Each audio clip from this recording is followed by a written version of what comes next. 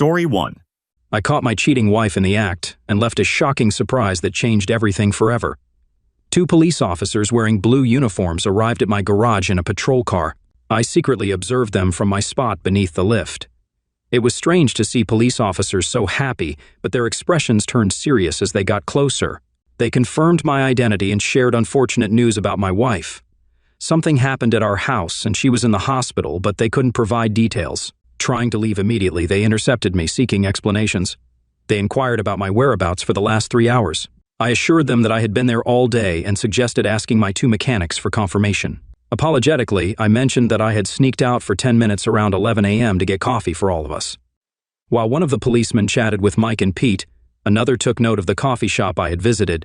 He then asked if I could show him my car. Without hesitation, I agreed, stating that my truck was outside. I led him to my truck, and he thoroughly inspected it before granting me permission to go to the hospital. I had a concerned look as a hospital staff member explained Kate's injuries, the blood transfusion, and the ongoing surgery. I thought it was unprofessional for the doctor to half smile during our conversation. Leaving the hospital, the same 2 policemen intercepted me for more answers. We went to the hospital cafeteria for much-needed coffee. They inquired about my relationship with my wife. I explained that we met and got married relatively late, 8 years ago. Kate successfully worked as an attorney, wanting children but waiting until almost 40 to establish herself in her job. They asked why she was home on a weekday. I explained Kate quit her job a month ago to rest before pregnancy, a kind of vacation before at least 10 years of domestic service. I concluded by expressing my love for my wife, stating that we were doing well and looking forward to having a baby. They asked about John Barton. I denied knowing him, and they walked away without answering. Trusting my team to lock the garage, I went straight home. 2 forensic scientists and a detective were searching the house. The detective introduced himself, explained what he knew, and posed the same questions as the previous officers, along with a new one. He inquired about the presence of a few drops of blood in the downstairs toilet. I responded, expressing my lack of knowledge. I then questioned the detective about the focus on me as a suspect and sought assurance that they were actively investigating other possibilities. He reassured me, stating that they had several leads and mentioned his colleague talking to Mrs. Barton. Curious about John Barton, I asked apologetically. The detective stated that it was inappropriate for him to comment. They walked away, leaving me in a state of confusion. I went upstairs to the master bedroom and observed the unfolding scene, realizing I would be truly shocked if I were watching it for the first time. Earlier in the day, around 10 a.m. at work, I started thinking about closeness. There's nothing unusual about this. They say guys think about closeness an average of 67 times per waking hour. Men virtually cut off from their wives for a month can double that.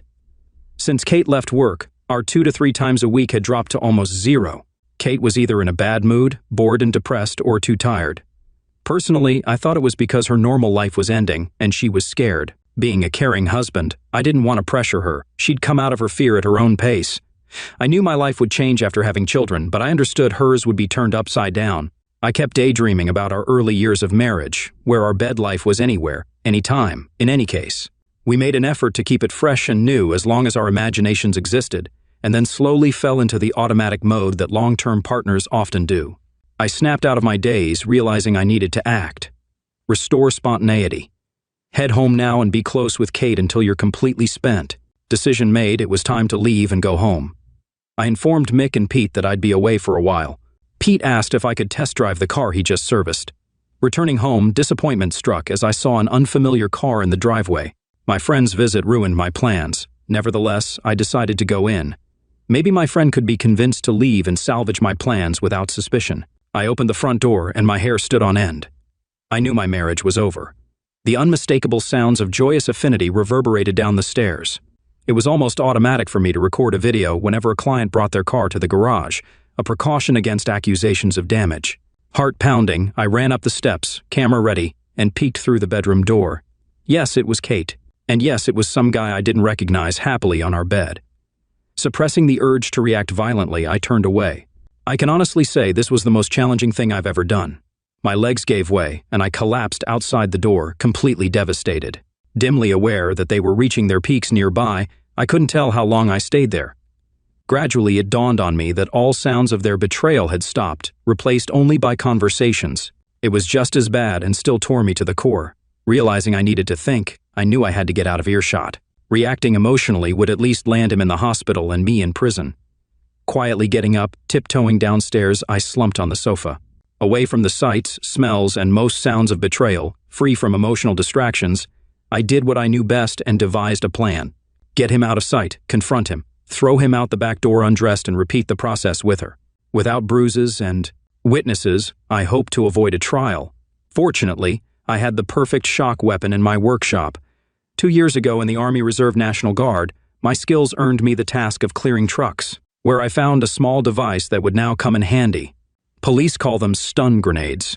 Slightly larger than a regular grenade, they are a small canister with a lever pin ignition mechanism, specifically made for hostage rescue. While designed to cause minimal physical damage, the explosion is accompanied by a flash with a power of 8 million candles and a shock sound of 170 decibels.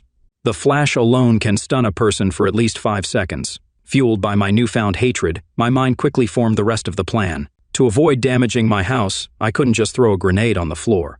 I took out the device, quickly glued a short piece of rope to it, and put a loop on the end of the rope. Prepared in this way, I tiptoed upstairs, realizing secrecy was no longer necessary, clearly hearing men's moans from behind the bedroom door. I paused only to pick up my phone from the floor outside the door where I had dropped it and glanced around the doorframe. It was evident that the second round of affinity was in full swing. My wife was satisfying her lover, caressing him below the waist. Mentally rehearsing the sequence of events I had decided on, I took a deep breath and took action. Stepping into the room, I looped the end of the rope around the hook on the bottom of the light fixture, leaving the device hanging halfway to the floor.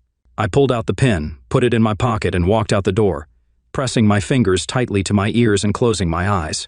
Even with my precautions, the effect was amazing. I clearly felt the shockwave and the bright reflected light through my eyelids. Following the plan, I jumped into the room again, ready for action. This time, it was my turn to be surprised. I don't know exactly what I expected to see, but it was nothing like the scene that appeared before me. Mr. Anonymous lay on his back in bed, and there was clear damage below his waist. Either nature had been cruel, or something crucial was missing. Kate lay on the floor, her eyes empty, mouth moving like a fish out of water. Confused, I retreated to the hall to ponder. My thoughts were abruptly halted by 2 horrifying screams from the bedroom, followed by loud bangs and slamming doors. It dawned on me that I was in serious trouble. My plan had failed. Once again, peeking into the chaotic scene, the guy tumbled out of bed, clutching his groin and howling. Kate was absent, presumably in the bathroom. We needed to erase any evidence. Returning to the room, I quickly located the detonator for the device and added it to the rope. Finding nothing else, I concluded everything else had been destroyed. I approached the bathroom cautiously. Kate was on her knees, vomiting into the toilet. I had no desire to assist her. I just didn't care anymore. En route to the door, I spotted something on the floor and picked up a warm, soft piece resembling a tongue tip. In the first floor toilet, I disposed of it. They wouldn't be able to reattach it. Trying not to make a sound, I sped down the street, thankful once again for our distance from neighboring houses. Halfway to the garage, I emptied my pockets into a roadside trash can. 10 minutes later, I was back in my small work garage. I called Pete and Mike, my dirty, oil-stained employees and friends. They rushed to me, sensing my alarm. I asked them to vouch for me for the last 45 minutes, and they agreed almost simultaneously, saying, "Of course, boss." Before they could agree too quickly, I cautioned them that what I did was very serious, and once I explained, they might not be so hasty to answer. I expressed uncertainty about the charges I might face, acknowledging that it could lead to jail time. Before providing an explanation, I put on my old overalls and rubbed an oily rag on my face and hands, preparing for the impending police arrival, which I expected. The guys looked at me somewhat stunned as I briefly recounted recent events. Mike was the first to break, attempting to hold on for 15 seconds before bursting into laughter. This set off Pete, and soon we were all hooting uncontrollably. It took a full 5 minutes before we regained composure, and with handshakes and promises of support, they returned to their oily workspaces. Over the next hour, spontaneous laughter echoed from various dingy rooms. My wife Kate was about to face the consequences she deserved. For avoiding my humble friends that evening, I cleaned up the master bedroom, washing the bathroom floor. I decided to discard the bedding and mentally noted to buy a new rug. Torn curtains also needed removal. Trying to stay busy to avoid thoughts, the constant phone calls and knocking on the door didn't help. Yes, the media was in a frenzy. The mix of infidelity and a man losing his manhood was a story made for them. I only opened the door once and quickly turned off the phone. Finally, with no distractions, I began to reflect. Did I regret what I did? Strangely, no. I despised cheaters and had seen many become unrecognizable when catching their partners. Oddly, even before lunch, I was confident my wife shared this passion. I was shocked to be so wrong. Moreover, Kate's motivation astonished me.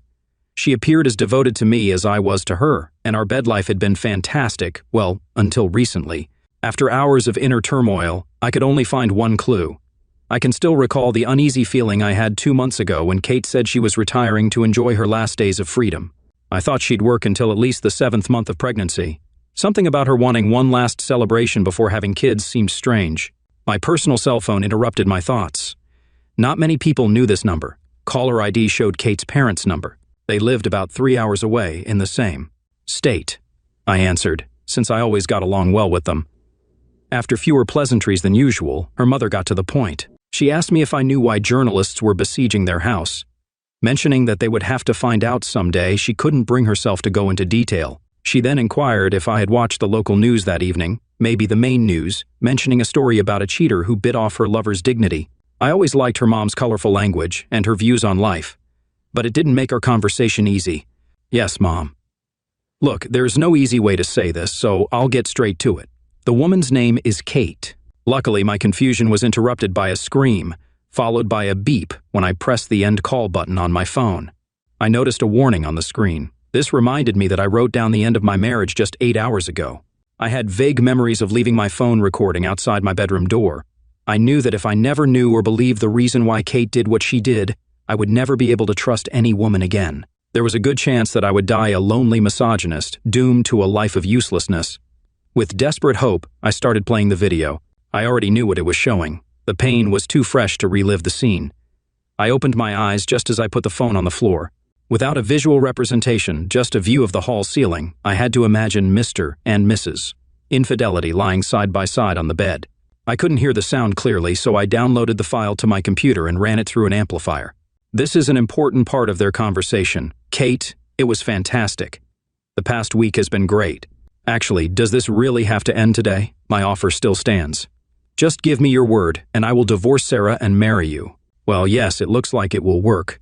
A great start to a marriage with a guy who left his wife and kids. No, and I love Dave too much to hurt him like that. In addition, he is a great husband and will be a good father. After today, I will be Mrs. Goody-Goody, a housewife, at least until the youngest of our children start school. You can't love him that much. It's not him lying here next to you. No, you're mistaken. I love him very much. The moment I met him, I knew he was my only soulmate.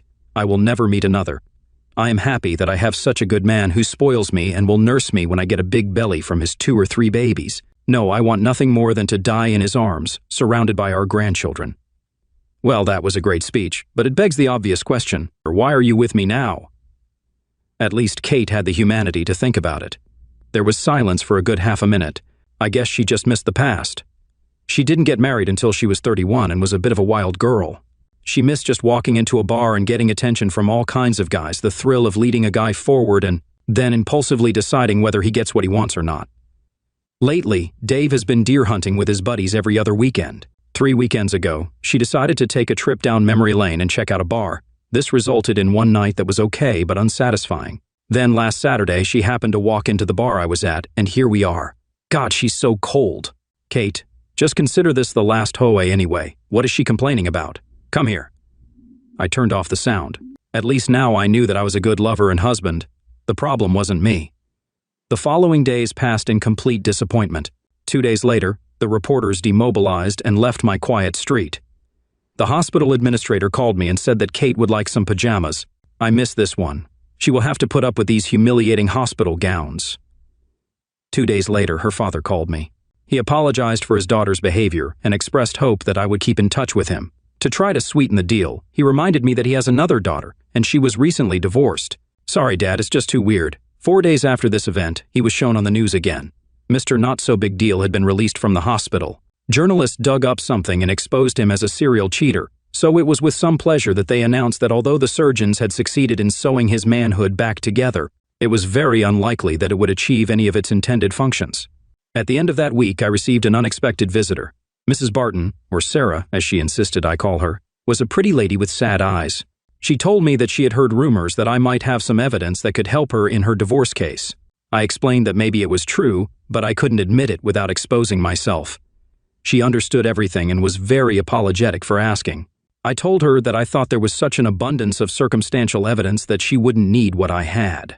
If this turned out to be wrong, I would persuade her to return and perhaps change her mind.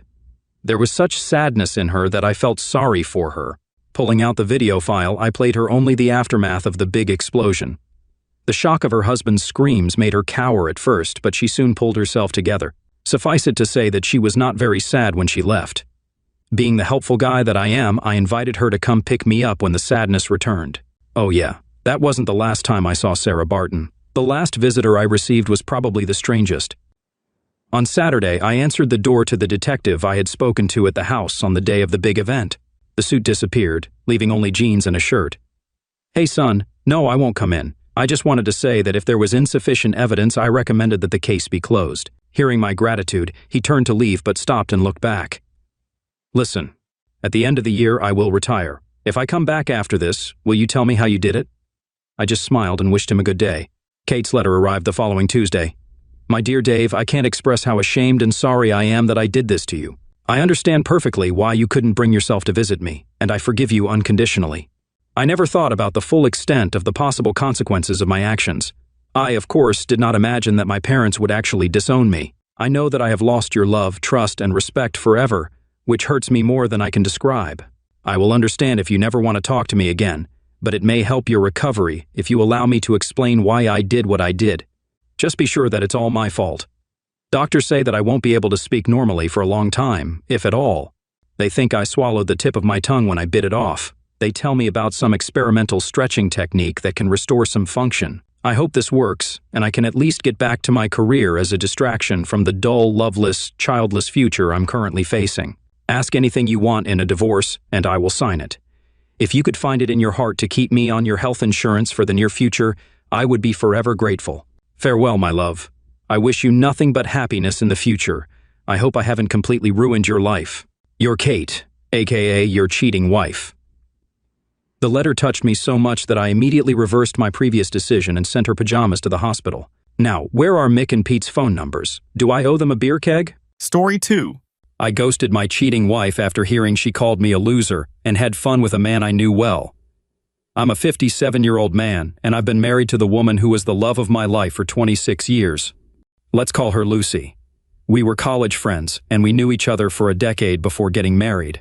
During those 10 years, we spent 2 years as friends, a year of me pursuing her, and the remaining 7 years dating. There were even a few years of long distance in those 7 years when we lived in different cities for work reasons. Our relationship endured the challenge of time and distance. Lucy wasn't just my wife and the mother of my children, she was also my closest friend since college. She understood me like no one else. That's why her betrayal shattered me. About a week ago, Lucy and I attended our college reunion. Our college holds a reunion every year for the classes that graduated 35 years ago. It's a big event with singers and celebrities performing, alumni eagerly anticipated each year. This year, it was our class's turn to shine. We and our fellow classmates were excited to reconnect and see how we had all changed over the years. Lucy and I were particularly thrilled because we were one of the few college couples who had married and stayed together for so long. We walked into the event eager to show off our strong relationship. Little did I know that I was walking into a trap of my own making. We were having a wonderful time reconnecting with some of our dearest friends after many years. It felt like the best moments of our lives until someone approached us. We'll call him Rick. Rick had always been an admirer of Lucy, and everyone in our class was aware of his deep affection for her. Lucy was one of the brightest students in our class, and like any other attractive woman, she had her share of admirers in college. Yes, I was one of them too. However, Rick was not the type to just flirt, take a chance, and move on if the girl wasn't interested. He was the persistent type. He pursued Lucy throughout college and beyond. He didn't give up, even though he knew she was dating and in love with me. I've always been a secure partner and didn't let his advances affect our relationship. Rick, along with everyone else, knew that Lucy was way out of his league, but he never stopped trying.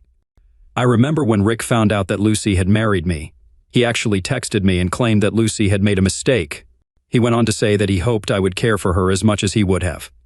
Lucy and I simply laughed at his childishness and romantic notions. We hadn't heard from him or spoken to him since that day until the day of the reunion. When Rick approached us, we thought he would have moved on by now. considering it had been 35 years since college and 26 years since our marriage. However, to our surprise, he was still fixated on Lucy. He greeted all of us with hugs, and we reciprocated. However, Lucy opted to shake hands with him because his intense gaze made her uncomfortable. He took a seat across from Lucy and gave her an odd and intense stare, which didn't go unnoticed by anyone. I couldn't help but ask if he had brought his family to the reunion party. He replied that he was single.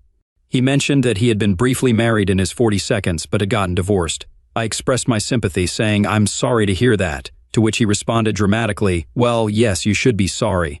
You stole my love," followed by a burst of hysterical laughter. If I were in my 32nds, I might have considered physically confronting him, but as we're approaching our 60 seconds, such things no longer hold much importance. Besides, Rick isn't the intimidating type. He's more of a sleazy loudmouth guy you wouldn't pick for sports. Even though everyone heard his joke, no one responded, and you could feel others becoming uncomfortable, so we mostly brushed it off. However, Lucy became noticeably quiet. Nancy and I, Nancy is our close friend from college, took Lucy aside. We tried to lift her spirits, encouraging her to forget about the troublemaker and enjoy the rest of the evening. Knowing that Lucy tends to overthink things, we both attempted to ease her mind. Suddenly, Rick approached us out of the blue. I suspect he had been keeping an eye on us all along. To our surprise, he apologized, stating that he hadn't meant to upset her. Instead, he claimed he wanted to make her feel happy that despite the years of separation and the effects of aging on her appearance, she still had an admirer. I couldn't tolerate his cheesy words and told him to back off. He expressed genuine regret about causing discomfort. Lucy asked him to leave us alone, but he insisted that Lucy forgive him so we could enjoy the last gathering of our lives. Those words made me think it was time to put this behind us and move forward. That night was undoubtedly the final occasion for us to meet our old friends and classmates, so there was no point in dwelling on the past. Lucy hugged him and urged him to move on from her and let it go. We all hugged and headed to the dance floor to have fun at the party. Others joined us, and it turned into an enjoyable time. Later on, I noticed Nancy and Lucy talking to Rick, who was standing beside them. He was engaging in conversation and dancing in a comical manner, if that makes sense. I was relieved that this matter seemed to be resolved, and we could look back on it in a positive light. I kept an eye on them to ensure Lucy was okay. Rick was whispering something in her ear, and she smiled and nodded at him. I assumed it wasn't anything inappropriate, or else Lucy would have reacted differently. This gave me the green light to relax and enjoy myself with other friends and classmates. About an hour later, I noticed that Lucy and Nancy were nowhere to be seen. Initially, I didn't pay it much mind because we were all mingling separately. I too was catching up with other friends on my own. However, when they didn't reappear after some time, I began searching for them. I attempted to call them first, but they didn't answer. I realized the loud music might be drowning out the sound of their phones ringing. After roughly 30 minutes, Lucy returned, but something about her seemed off. There were no apparent changes in her appearance, but I had a distinct feeling that she was a different person. She became unusually quiet and kept urging me to leave. Nancy joined us shortly afterward, but Lucy and Nancy didn't exchange a single word throughout the night. I assumed they had argued about something because they avoided making eye contact. I repeatedly asked Lucy why she seemed irritated and wanted to leave early, but she remained silent. I wanted to stay until the end of the party, but Lucy insisted we leave early. Lucy remained silent throughout the entire journey back home, which lasted over an hour. I kept inquiring if she was okay, and she replied that she was just tired and needed rest. It left me feeling uneasy because she's usually the one brimming with energy, and seeing her upset without knowing the reason worried me. I asked if it had anything to do with Nancy, but she simply replied with a no, providing no further explanation. I assumed she was exhausted and left her alone when we arrived home. While most of our friends were posting happy pictures of the evening and chatting on social media, expressing their joy at the reunion and lamenting the possibility that it might be the last, Lucy slipped into bed with her eyes closed. I suppose she wanted me to believe she was asleep. Why do I say that? It was almost 2 a.m. when I went to bed. Utterly tired, I fell asleep as soon as I hit the mattress. I'm not sure how long I had been asleep when Lucy woke me up.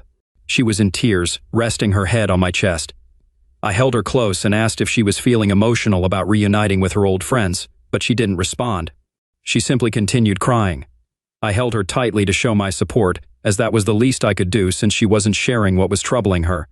I allowed her to release her emotions, and when her tears finally stopped, she revealed something that left me stunned. She confessed that she had cheated on me with Rick. I was at a loss for words, unable to ask her anything further. I felt frozen in shock. Thoughts swirled in my mind about what might have transpired. The last time I saw Lucy, she was dancing with Rick and Nancy, along with others. Then the three of them disappeared for about an hour. When Lucy returned, she wore a gloomy expression and insisted on leaving the party. She mentioned that Nancy was aware of the situation, but she was clearly furious with Lucy, which explained her upset demeanor. I was still unable to speak, so as she observed my stunned state, she began explaining everything on her own. She recounted how, while they were dancing, Rick kept apologizing to her for the embarrassment he had caused her, especially after she had rejected his advances numerous times. He showered her with praise, claiming that in all his travels around the world, he had never encountered a woman as extraordinary as her. Lucy explained that she began to believe his compliments and fell for his apparent sincerity. He asked her if she would go for a walk with him. Initially, she declined, but he persisted, insisting it would be their last encounter and she deserved to know his true feelings for her. She wanted to hear what he had to say, so she agreed to accompany him for a walk on the college lawn, seeking peace and quiet. While on the lawn, Rick openly expressed his feelings, proclaiming his lifelong love for her and describing her as the most incredible woman on earth. She recounted various things he said, but the essence was the same. Lucy admitted that she was intoxicated and foolishly succumbed to his words. He began holding her hand while they walked, and in that moment, Lucy felt an immense burden of tension lifting from her shoulders, making her feel strangely comfortable. I won't delve into further explicit details of what she shared with me about what happened, but she told me everything, absolutely everything. She even mentioned that her guilty conscience kicked in when they were in the middle of the act, and she pushed him away. My mind was in a daze, and my body felt numb. She nudged me, seeking some reaction, but I remained silent. I asked her to give me a moment. She continued crying and apologizing. Eventually, I told her to go to sleep, and we would discuss the matter in the morning. She held on to me tightly, expressing her fear of losing me. I simply closed my eyes and lay there, replaying the situation in my mind repeatedly. I was reflecting on the events, until I distinctly recalled something that struck me as odd. Rick gave me a strange, unsettling grin after Lucy returned from their makeout session. Although I didn't pay much attention to it at the time, I suppose that was his triumphant smile, signifying that he had finally won her over. With that realization, I felt a surge of anger and disgust welling up inside me. I was too restless for self-pity, and the thought of sharing the bed with her became unbearable. I noticed that she had fallen into a deep slumber after hours of crying. I quietly slipped out of bed, gathered my laptop, wallet, and other essentials into a backpack, and left our home. I loved that woman.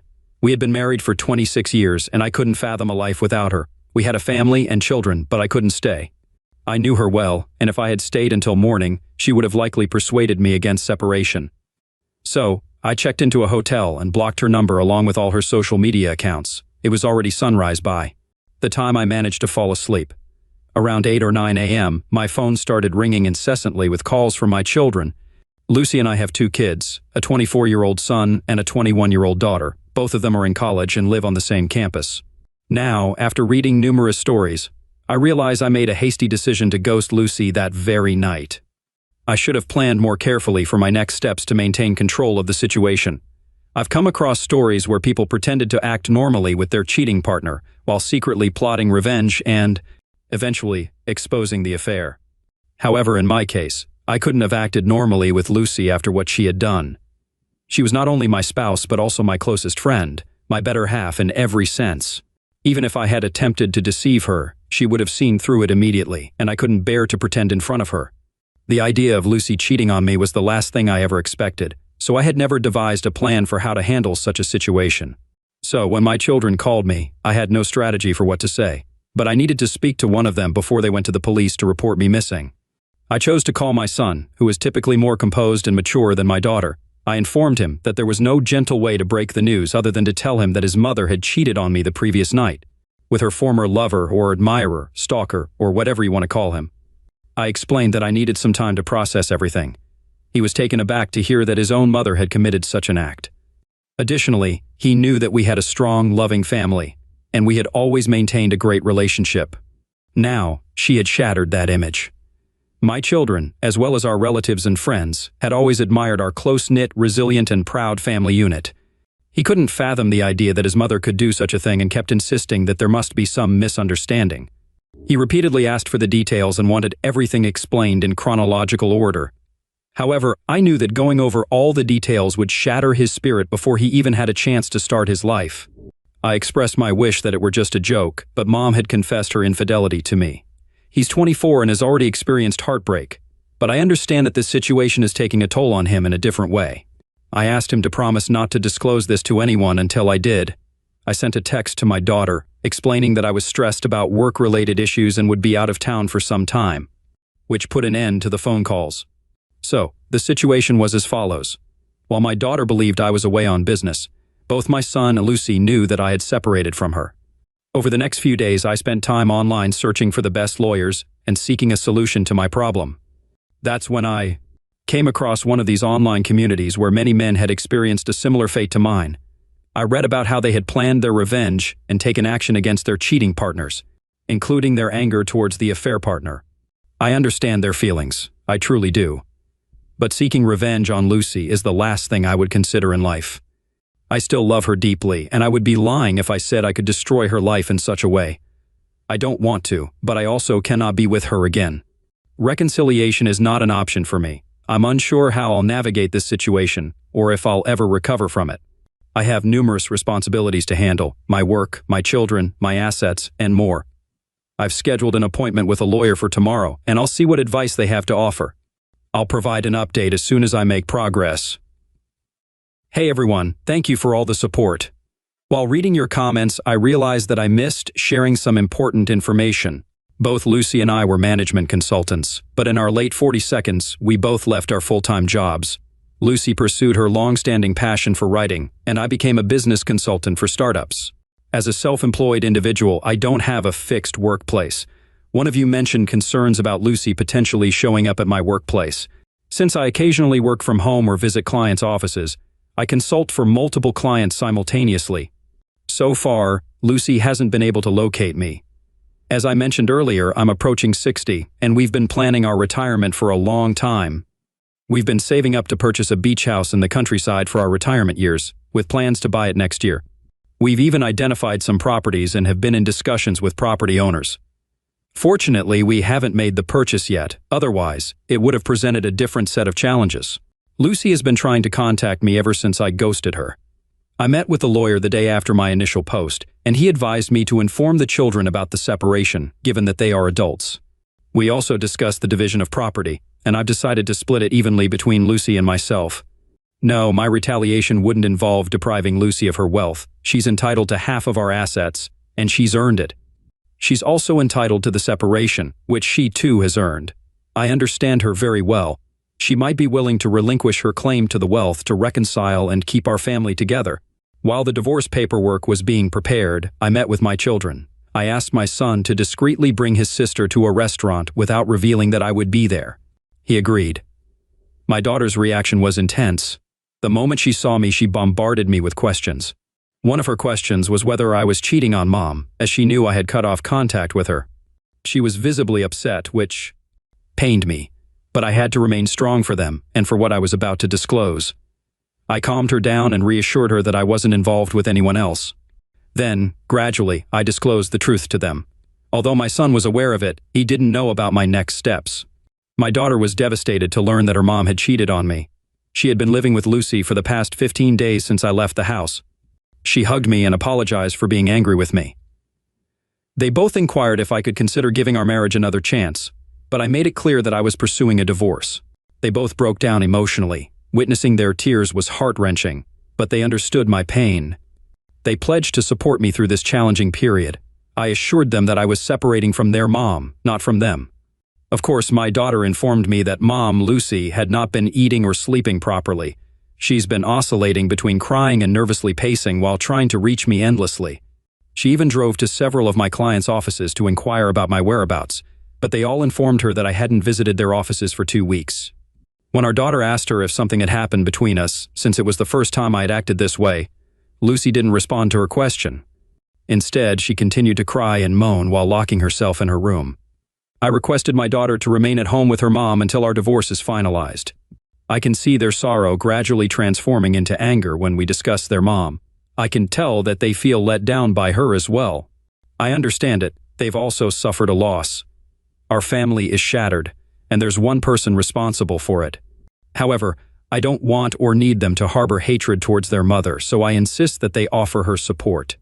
Here's something you won't believe. A few days later, I received a text from Rick inquiring about Lucy.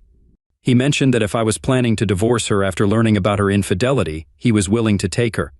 I replied that Lucy was a free woman and could make her own choices. I blocked him afterward. I'm sure he messaged me to provoke me, but I felt the least anger towards him. I won't fall into his stalking tactics. I didn't marry, love, or trust him. All of that I did with Lucy, who betrayed me, affecting me deeply. I'm not insecure. He can have her if she desires. I'm least concerned about that. The divorce papers are supposed to be mailed today, and I'm still waiting for my daughter's call regarding Lucy's reaction. I'll provide an update once my divorce is finalized. In the meantime, I still have many matters to sort out: my assets, retirement, and my children's well-being. Hey everyone, I know it's been a while since my last update. I apologize for that. I had a long list of things to take care of. First and foremost, my divorce has been settled now. When Lucy received the divorce papers, she didn't take it well. She became unhinged. Until then, she had been living in a bubble where she believed I was merely angry and would return to her once my anger subsided. That bubble burst when she received the papers. She insisted that my lawyer arrange a meeting with me, but my lawyer declined. He stated that she was getting half of all the assets, which was more than she deserved. She responded by saying she didn't want any assets, only me. I told you I know her. She expressed her desire to meet me once before signing the divorce papers. She was confident in her abilities. She knew that if she had one FaceTime conversation with me, she could persuade me to reconsider the separation. She was right. If I had met her, I might have changed my mind. I still loved her and couldn't bear to see her deteriorate, but I couldn't set aside my self-respect. She took me for granted, tore apart our family for what? I won't delve into that abyss. I just want to say I couldn't endure living like that.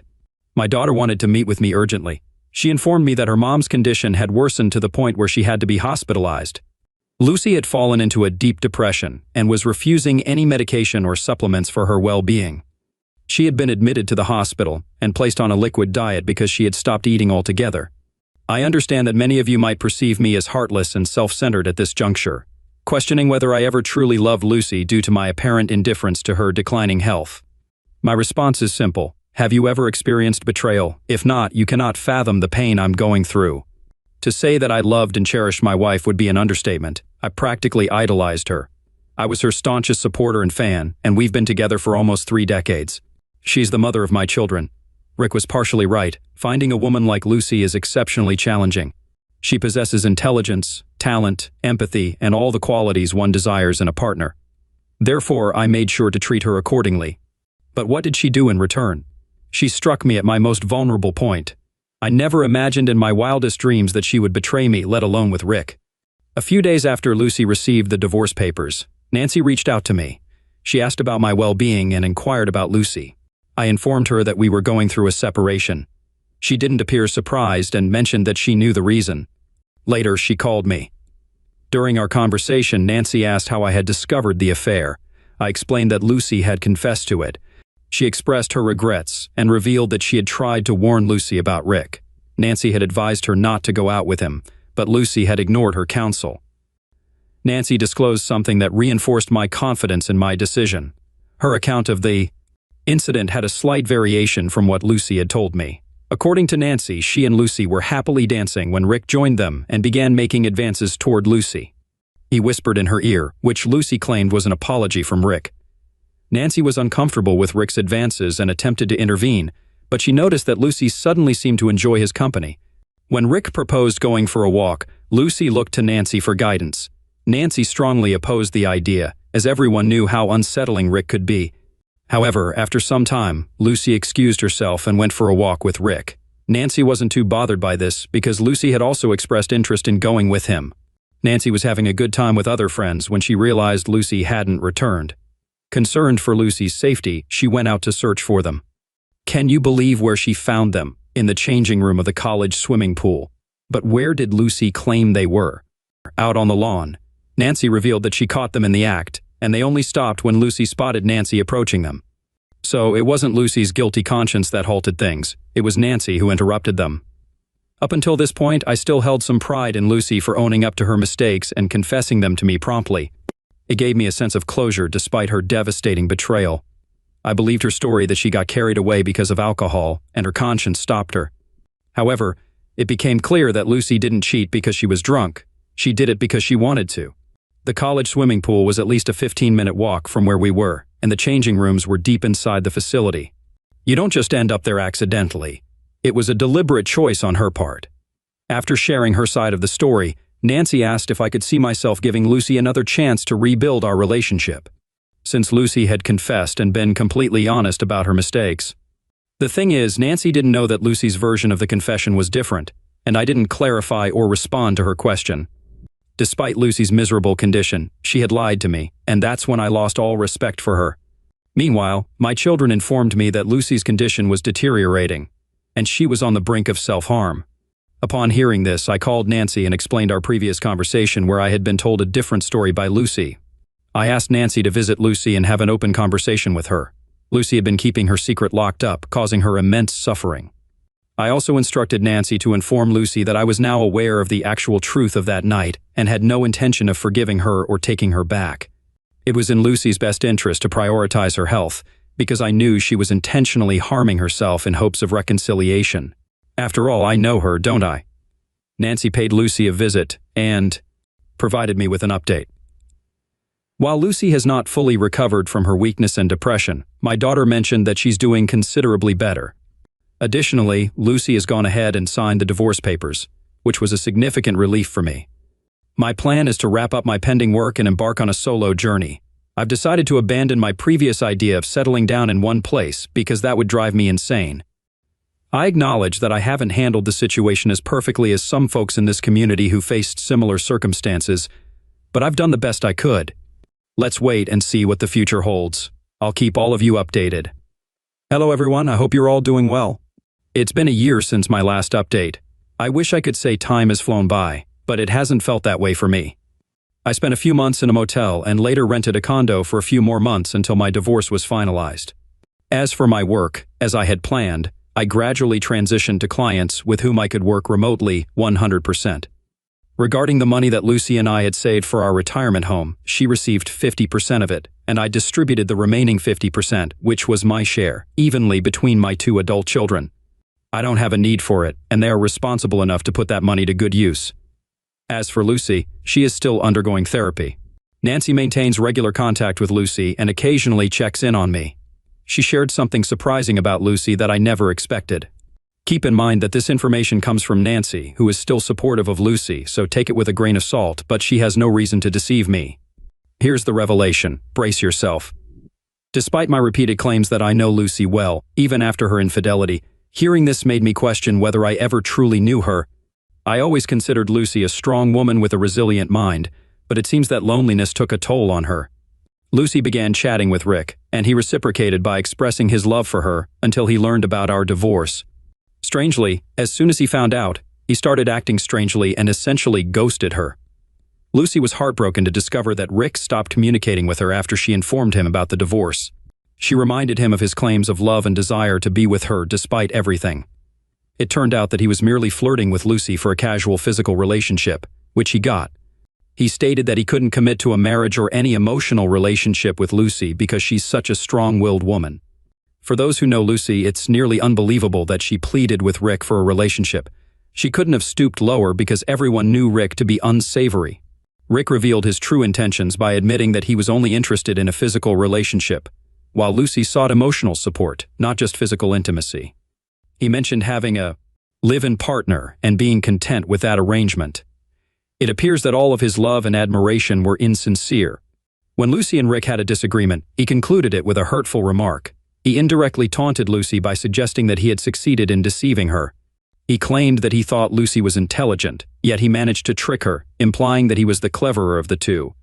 This caused her to sink deeper into depression, as she had lost everything by falling for his deceitful lies. The last update I received about Lucy was a couple of weeks ago. My daughter had been staying with Lucy since I moved out of the house. She needed someone's company to help her cope with her depression. However, after living with her for a year, my daughter realized that she could no longer coexist with Mom, as Lucy had become extremely difficult. Lucy, who was once emotionally resilient, has transformed into an insecure and erratic individual who constantly seeks the presence and attention of others. She has also become delusional and disoriented. Lucy has morphed into a controlling and possessive mother. She bombards my children with calls and messages if they don't respond promptly. She even insisted that my son move in with her until he got married, but he declined her request. She has been pressuring my daughter to spend time at home instead of going out with friends or taking vacations. My children are no longer kids, they are adults now and can't be restricted.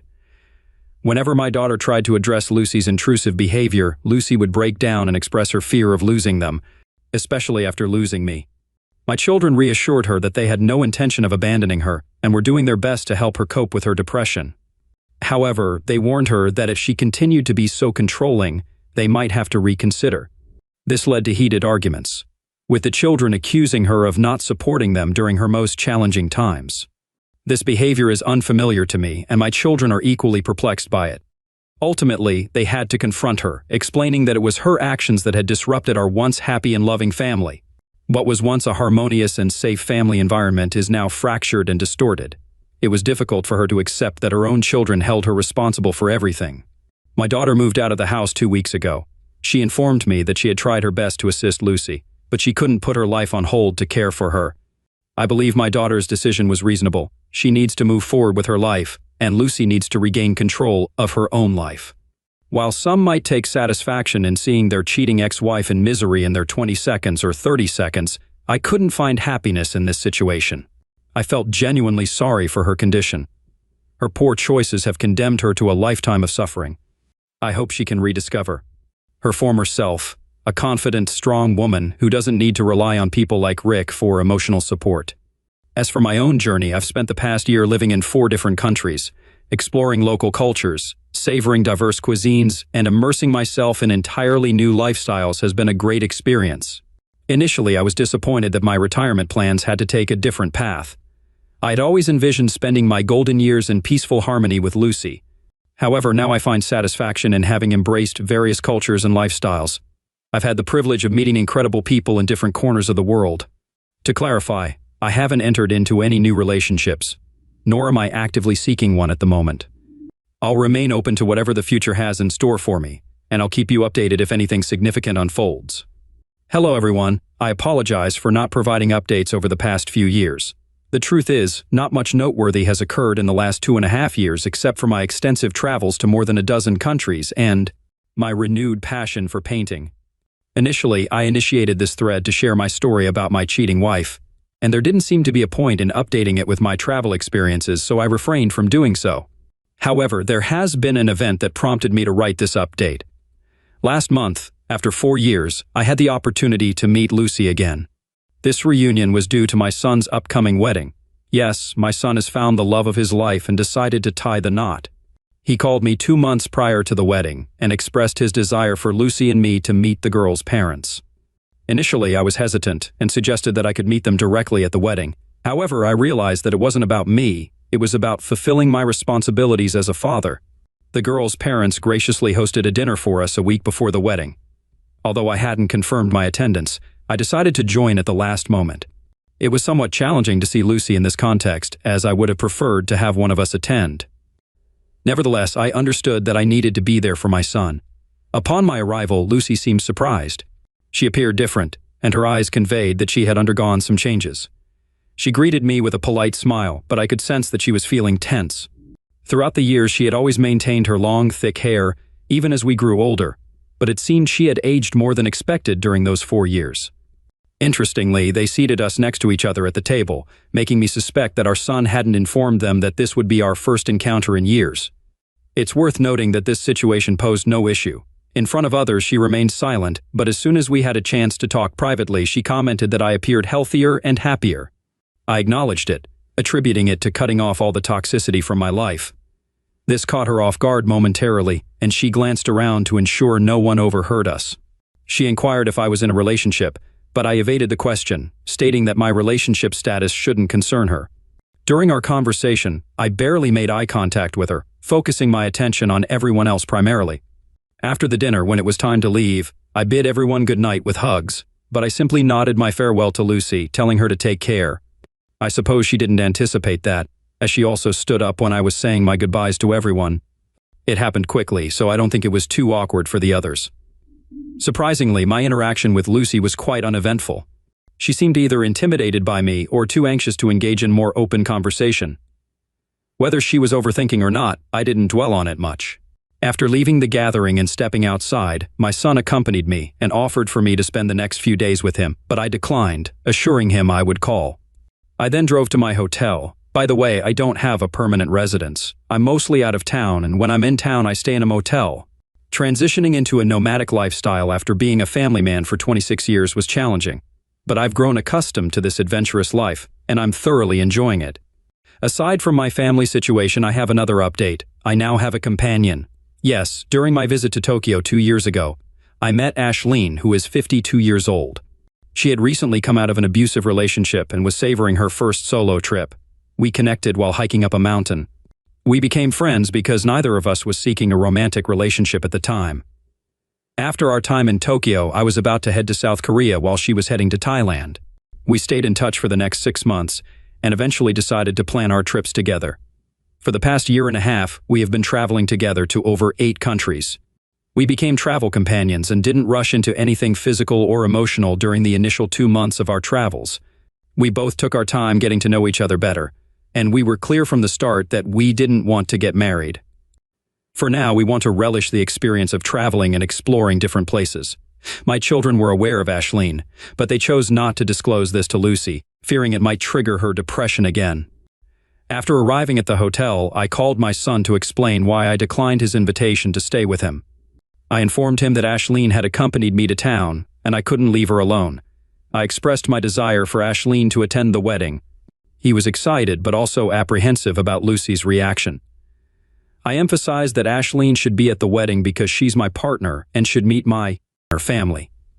My son added his sister, my daughter, to the call to get a second opinion, but mostly to discuss it among the 3 of us. She agreed with me that Ashleen should meet the family. The wedding was a week away, so I used that time to give Ashleen a city tour since it was her first visit to Kentucky. Now, on the day of the wedding, as soon as we arrived, I noticed Lucy already staring at me.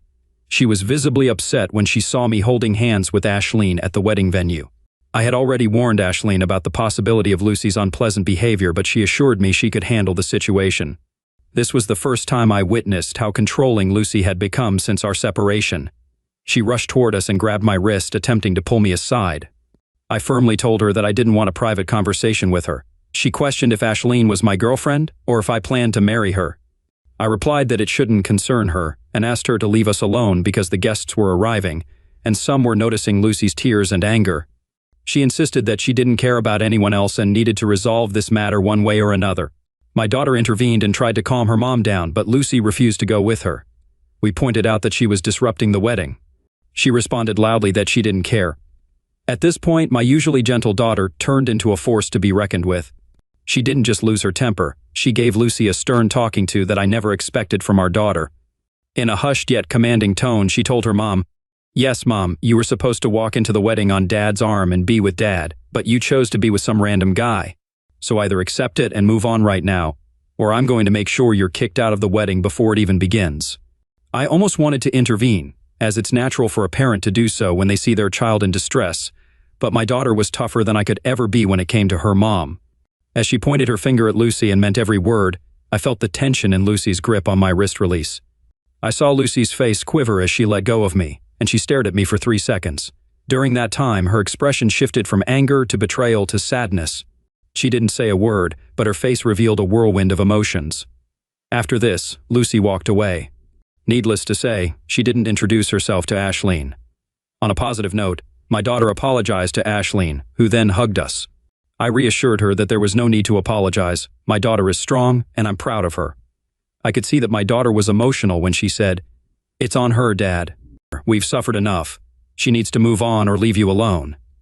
Lucy had made everyone's life miserable, yet she had expected sympathy and care from some friends over the years. My children don't have a family home to gather in for special occasions, and I acknowledge my responsibility for that.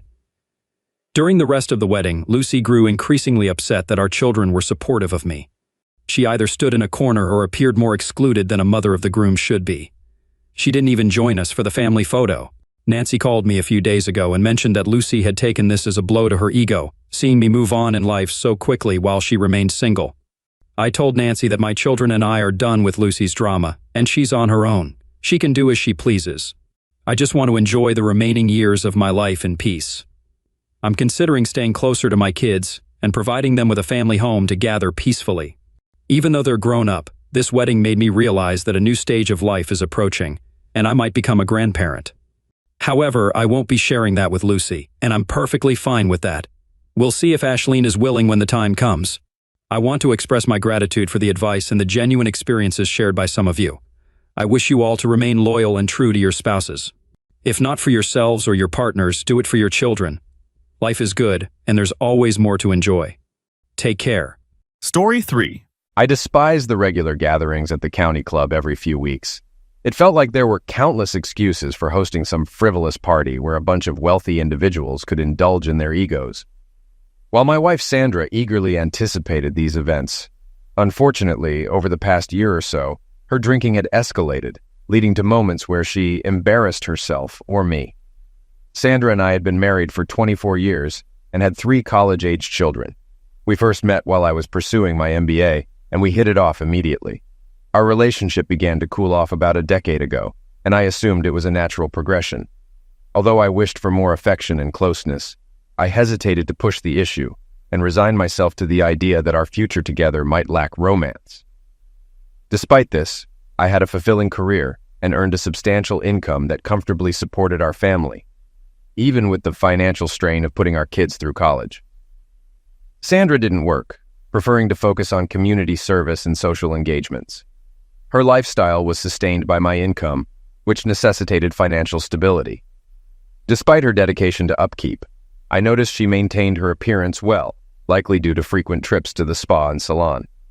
Meanwhile, I considered myself average, sporting a slight paunch and graying hair, though I dressed sharply thanks to the demands of my job and my wife's penchant for shopping.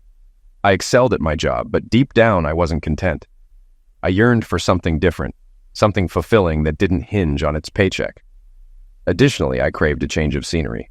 Our house felt too large for just the 2 of us, and I loathed the expenses and time required to maintain it. Yet my wife adamantly dismissed any discussion of such radical ideas. She was enamored with her grand residence, the country club scene, and her affluent circle of friends. During one such social gathering, I meandered through the club, engaging in trivial conversations, feeling detached. As the night wore on, I lingered over my final drink while Sandra seemed to be ramping up her drinking. Her excessive indulgence was evident, particularly as she conversed with a group of local ladies. Approaching the scene, I overheard their discussion veering toward lovemaking topics, prompting me to retreat discreetly. Just as I was about to leave, Sandra's voice rang out louder than usual. Hell, if it wasn't for Todd Mitchell, I would never have had any good lovemaking in my lifetime, she exclaimed, oblivious to my presence. The sudden hush that fell over the group indicated they had noticed me nearby. Caught off guard, Sandra turned to see me, her judgment clouded by the drinks. Robert, I didn't realize you were here. You weren't meant to hear that, darling. I apologize. My mistake. She followed with a few tipsy giggles reminiscent of a young girl. The nearby ladies seemed unsure how to respond.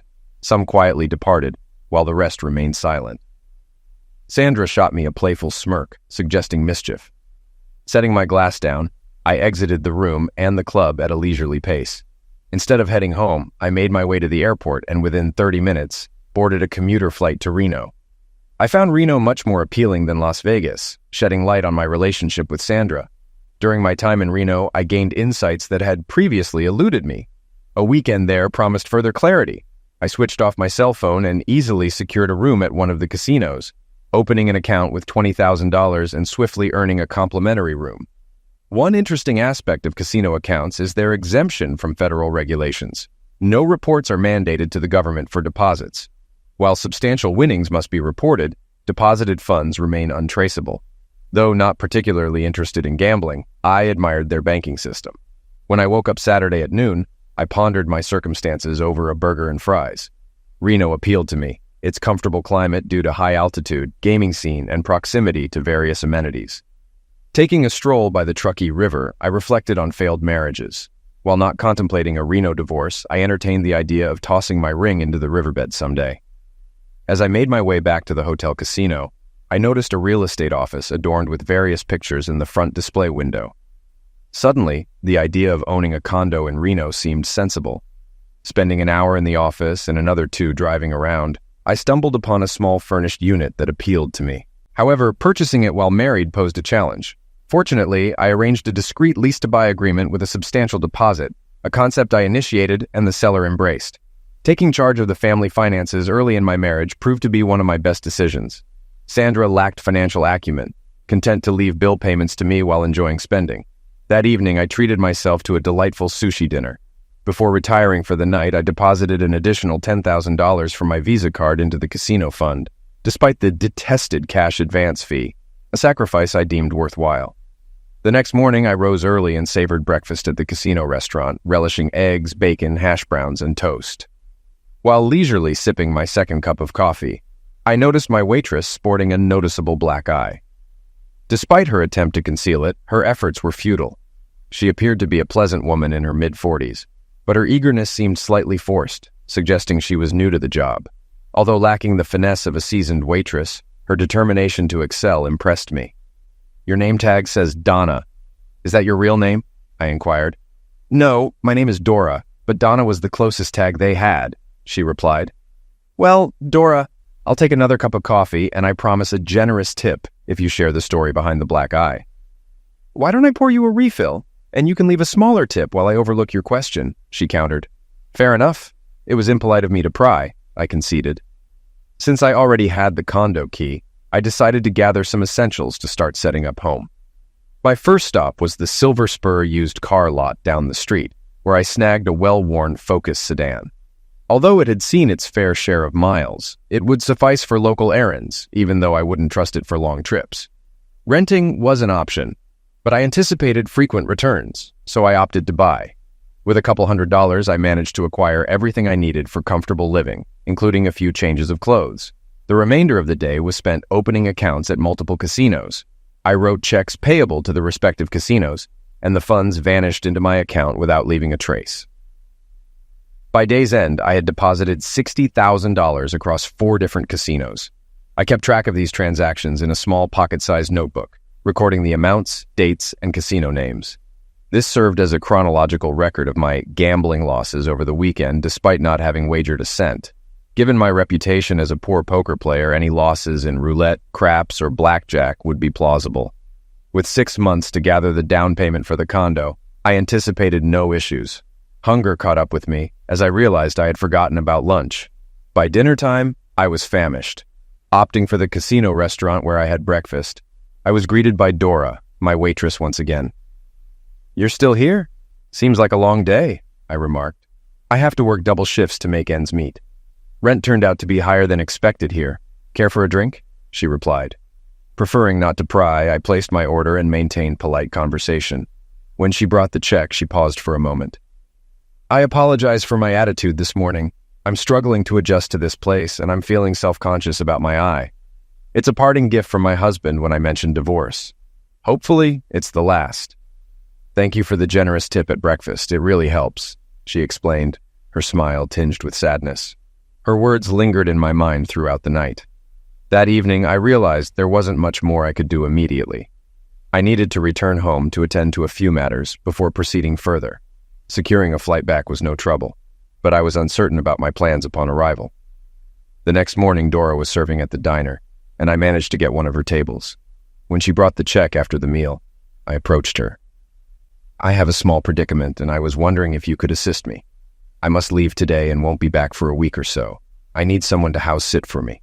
It's a 2-bedroom condo, so there won't be any living conflicts. Would you be able to help me out? It'll be for at least a couple of months." "Are you serious?" she asked. "No strings attached. I hate leaving the place unattended. Most of the time it'll be just you, and when I'm there I'll stay out of your way. I promise," I reassured her, though in truth I didn't mind if someone cleaned the place out. I couldn't let Dora know that. "Okay.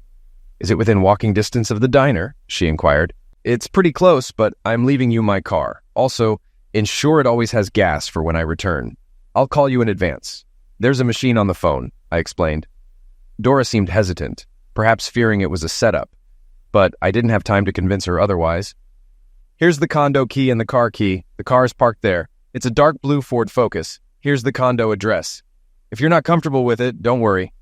I'll retrieve the keys when I return next Friday, I said, jotting down the address on a napkin and handing it to her. She accepted the napkin and keys, still uncertain. Dora, don't stress about it. If you're not up for it, it's okay. If you decide against it, that's fine too, I reassured her. An hour later, I boarded my flight home.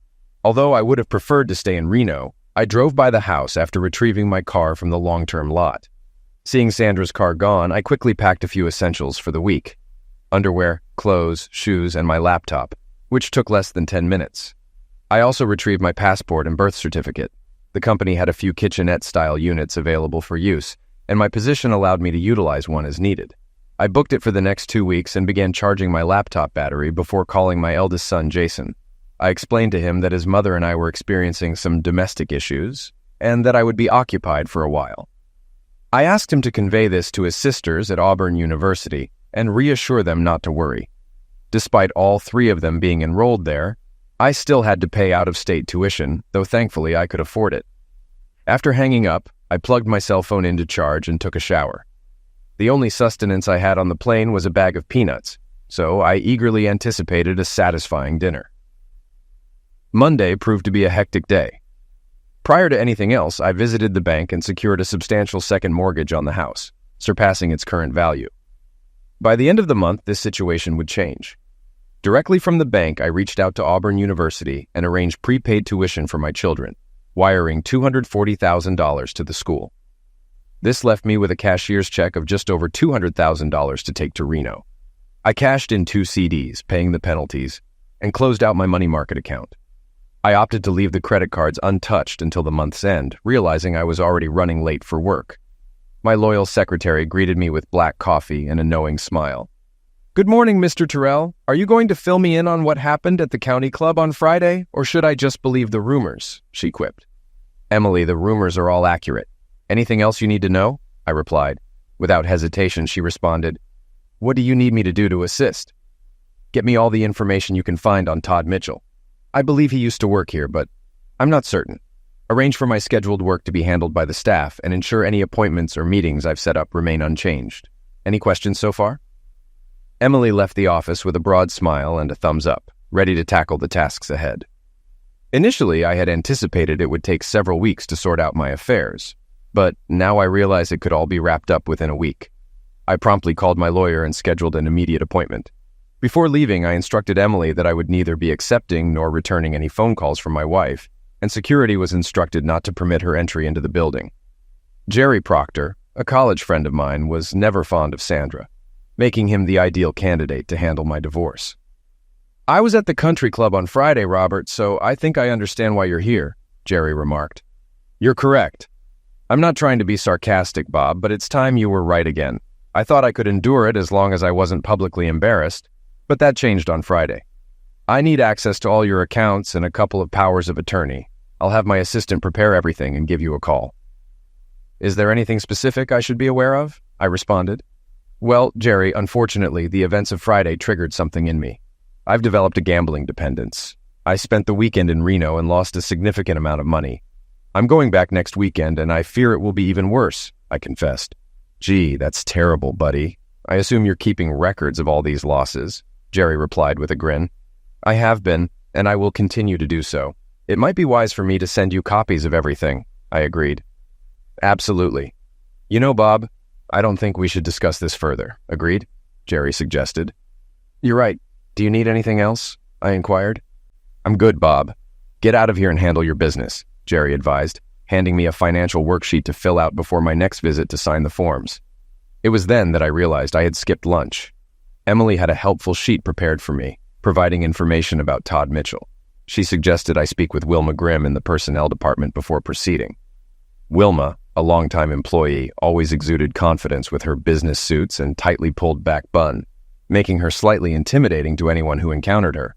If Emily thought it was necessary for me to meet with her, it must be important.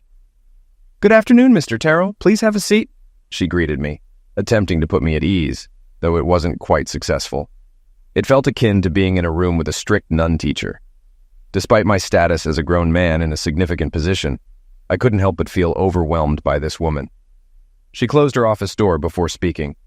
Emily briefed me on the situation. I don't indulge in office gossip, but I deal strictly in facts. 3 years ago, Todd Mitchell confided in me. I swore to keep his disclosures confidential. Unfortunately, it seems I can no longer honor that pledge. If anything I say offends you, feel free to leave, and our discussion will end. If you disagree with what you hear, direct your frustration elsewhere. I'm merely presenting the facts. Do you comprehend, Mr. Terrell? She stated firmly. Yes, I understand. I believe I can handle whatever you disclose without resorting to a temper tantrum, I replied, attempting a light-hearted remark, though it was met with a slight frown from her. Approximately 3.5 years ago, your wife, Sandra, approached Todd Mitchell at a company event. There was heavy drinking that night, and before it concluded, Todd and Sandra engaged in carnal activity in one of the private offices. Todd was set to marry the following month. Sandra threatened to reveal their affair to his fiancée unless he continued their liaisons. He hoped that once he married, she would cease her demands, but she persisted, coercing him into continued carnal encounters for several months under the threat of exposure. In a state of desperation, Todd sought my assistance. Naturally, he had to divulge the entire ordeal. Ethically, I couldn't disclose this information to you or anyone else. The best solution I could devise was to transfer Todd to another office. After relocating to Dallas, Sandra ceased her advances. Todd never disclosed the situation to his wife. Do you have any questions? It appears Mr. Mitchell was as much a sufferer in this debacle as anyone else. Initially, I contemplated some form of retribution, but that now seems imprudent. Any suggestions, Miss Grimm? Now that you're aware of your influence, I suggest letting the matter rest. Todd Mitchell is a valuable employee and an asset to the company. Don't jeopardize his career over something your wife initiated, she recommended. Thank you for your time. I agree with you. Being coerced into closeness with my wife is punishment in itself. As we rose, Wilma smiled, adding, By the way, it's not Miss. I've been married for 32 years. It was difficult to envision Wilma Grimm in a lovemaking setting with a man. However, perhaps when she lets her guard down, she transforms into a sort of lovemaking symbol. Suddenly, thoughts of a dominatrix crossed my mind, prompting me to shift focus. I had more pressing matters than Wilma's romantic life. Emily had rearranged my schedule, leaving me with a clean slate. Despite my wife's persistent calls, insisting I wasn't in Baltimore, I remained undeterred. As Emily had suggested, I had an appointment with the company president the next day and one with the legal department that afternoon. I invited Emily to join me for supper, but she declined, citing her husband's disapproval. She jokingly proposed I ask Wilma instead. The meeting in the legal department took longer than expected, resulting in me retaining a few individuals. Over time, I extended apologies, which were met with understanding. Redeeming my retirement plan for a cash settlement proved challenging. Closing the shared savings account went smoothly, but required time for processing. Dealing with my sick time, vacation time, and company insurance, however, was relatively straightforward compared to other tasks. It had become quite evident by then that I would be departing from the company. I hoped the news wouldn't reach my wife prematurely. I ended up dining alone, strangely finding my thoughts drifting to Dora during the meal. I pondered whether she had moved into the condo and if she was still working double shifts. Despite my limited acquaintance with her, I felt a keen desire to return to Reno and see her. Recognizing the juvenile nature of these thoughts, I attempted to dismiss them. It was imprudent to waste time pondering fantasies that would never materialize. The following morning, I cashed in 2 whole life insurance policies and terminated 2 term policies. I was astounded by the substantial cash value the whole life policies had accrued. I arranged to collect the checks the following day. While my car was covered by company insurance, I canceled the insurance on Sandra's Lexus, as the lease was under her name while the insurance was under mine. Before heading into work, I dropped by Jerry's office, submitted the financial form, and signed several papers his secretary had prepared. Upon my return to the office, Emily had coffee ready. I don't mean to add insult to injury, boss, but you should speak with Calvin Bostic down in settlements before meeting with Richard, she advised. Richard Ryder, the company president, likely already knew the purpose of my visit. The settlements division was situated in the basement, an odd arrangement compared to the other department's locations, enjoying natural light and windows while they were relegated to what felt like a dungeon. Calvin? Emily mentioned you wanted to speak with me. I greeted Calvin Bostic, a reserved individual who always efficiently completed his tasks. He led me to a secluded area. I've heard rumblings about tensions in your office. I'm not one for gossip, but I felt you should be aware of something. About 6 years ago, we had a colleague named Raymond Upright. He was a decent guy, married with 2 children. He became entangled with your wife after an office event. She persistently contacted him at home and in the office.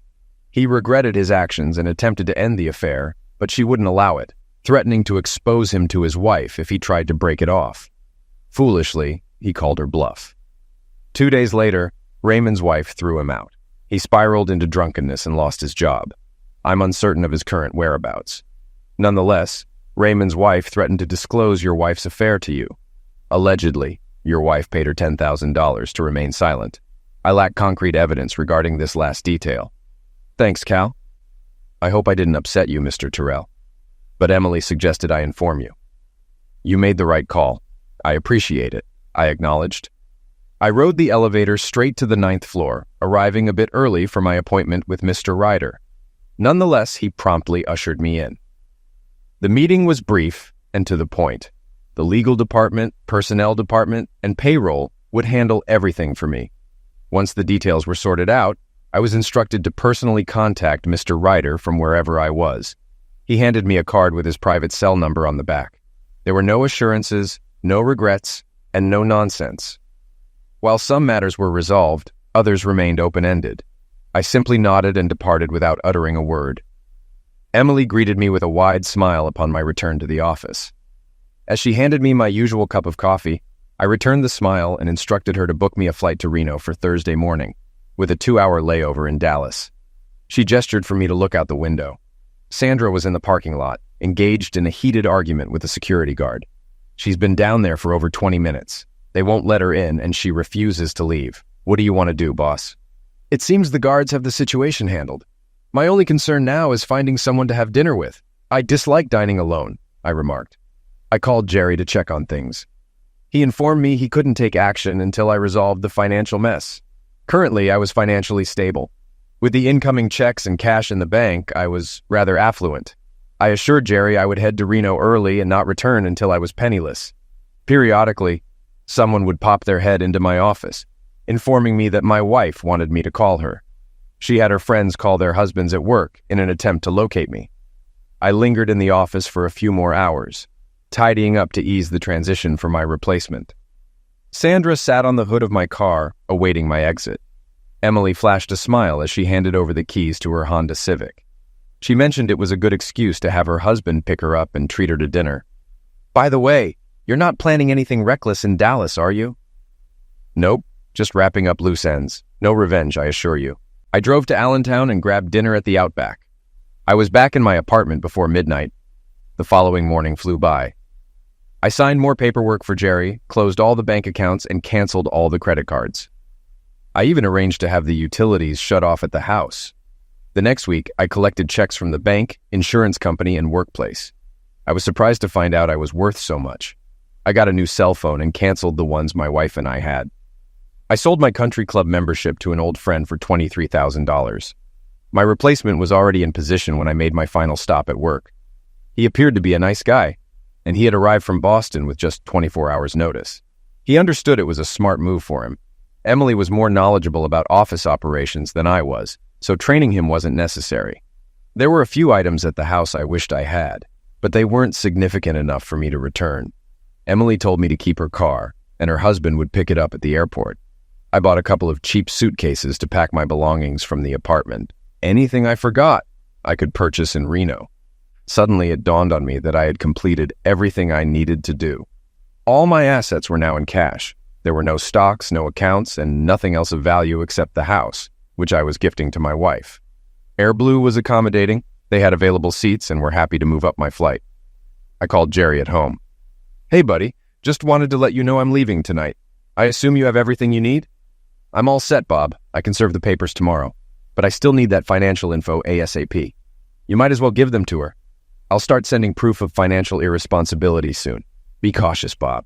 I don't want either of us in trouble. Sandra will probably get a fancy lawyer, maybe from Philly. He might bail if things go south. It's up to you, Jerry. Do your best for me, but keep the bill reasonable. I'll be strapped for cash soon. Don't forget that. One more thing. Look into a guy named Raymond Upright. He might need a hand. Depending on the situation, I might be the one to help. Got it, Bobby. Safe travels and keep in touch. I called the condo and left a message on the machine about my arrival later that night. I reassured her I'd call and not to be alarmed by someone at the door. At this point, I didn't know if she'd be there. I hoped so. It was strange. I hardly knew her, yet I hoped for some kind of relationship. For now, friendship would suffice. Her vulnerability made me cautious not to exploit it. I reached Dallas early enough for a leisurely breakfast. I was waiting in Todd Mitchell's office when he arrived, visibly displeased. "Mr. Terrell, I'd say it's nice to see you, but that'd be a lie. We both know it." "Relax, Todd. I hope you don't mind the informality. I'm not here to reprimand you. I wanted to let you know I understand your situation from before, and there are no hard feelings. You could have done that over the phone. I know, but I was passing through and felt it was worth my time to clear the air." "I don't get it. Why bother? I messed up. I should be apologizing to you." "You're not solely to blame. I was foolish too. I'm too ashamed to even tell my wife. You played a part, but most of the trouble was caused by my wife. What she did caused problems for you and now for me. I'm not excusing you entirely, but I don't want you carrying more guilt than necessary, because my dear wife was unfaithful." "That's very kind of you to put it that way." I'm at a loss for words or actions in response. I reached over and passed him one of Jerry's cards. "Later today, give my lawyer a ring. There's a chance he might need your help. It'll be kept confidential. He might say he doesn't need anything. At most, he might ask for a notarized statement confirming the affair. I assure you, it won't reach your wife." We shook hands as I stood up. An odd gesture given his betrayal, but it felt appropriate. Todd Mitchell was a decent man who didn't deserve his life to be ruined over a mistake, even if it was repeated. An hour later, I was on my flight back to Reno, pondering where I went wrong. I had worked tirelessly to provide for my family. I thought I did a commendable job. Yet while I ensured everyone's well-being, I neglected my wife. In situations like this, we often search for our own faults. Usually, I find myself to blame, and I can accept that. But when it comes to Sandra's infidelity, it's a betrayal I cannot justify or excuse. Had she been discreet, perhaps I would have shouldered the blame and let it go. But her lack of discretion absolves me of guilt. The evening concluded on a positive note. Upon landing at Reno Tahoe International, I was pleasantly surprised to find Dora waiting at baggage claim. She wore jeans and a light blue Oxford shirt, a departure from her usual uniform. I hadn't intended for her to pick me up when I called. I simply wanted her to be aware of my arrival. "Good evening, Dora. I didn't expect to see you. I thought since I had your car, it was the least I could do." "Aren't you on duty?" "No, I managed to cut back thanks to your kind offer." "Oh, I wasn't being kind. I was just trying to find a way for us to be alone." "And what do you plan to do when you have me alone?" "I'm not sure yet. I haven't thought that far ahead. Any suggestions?" As I retrieved my luggage from the carousel, I noticed Dora blush slightly. It seemed like a cue to dial back before I scared her off. Her teasing question indicated she was comfortable enough to joke, which was a positive sign. 30 minutes later, we returned to a freshly decorated apartment. It was adorned with small touches that didn't break the bank but significantly enhanced the overall ambiance.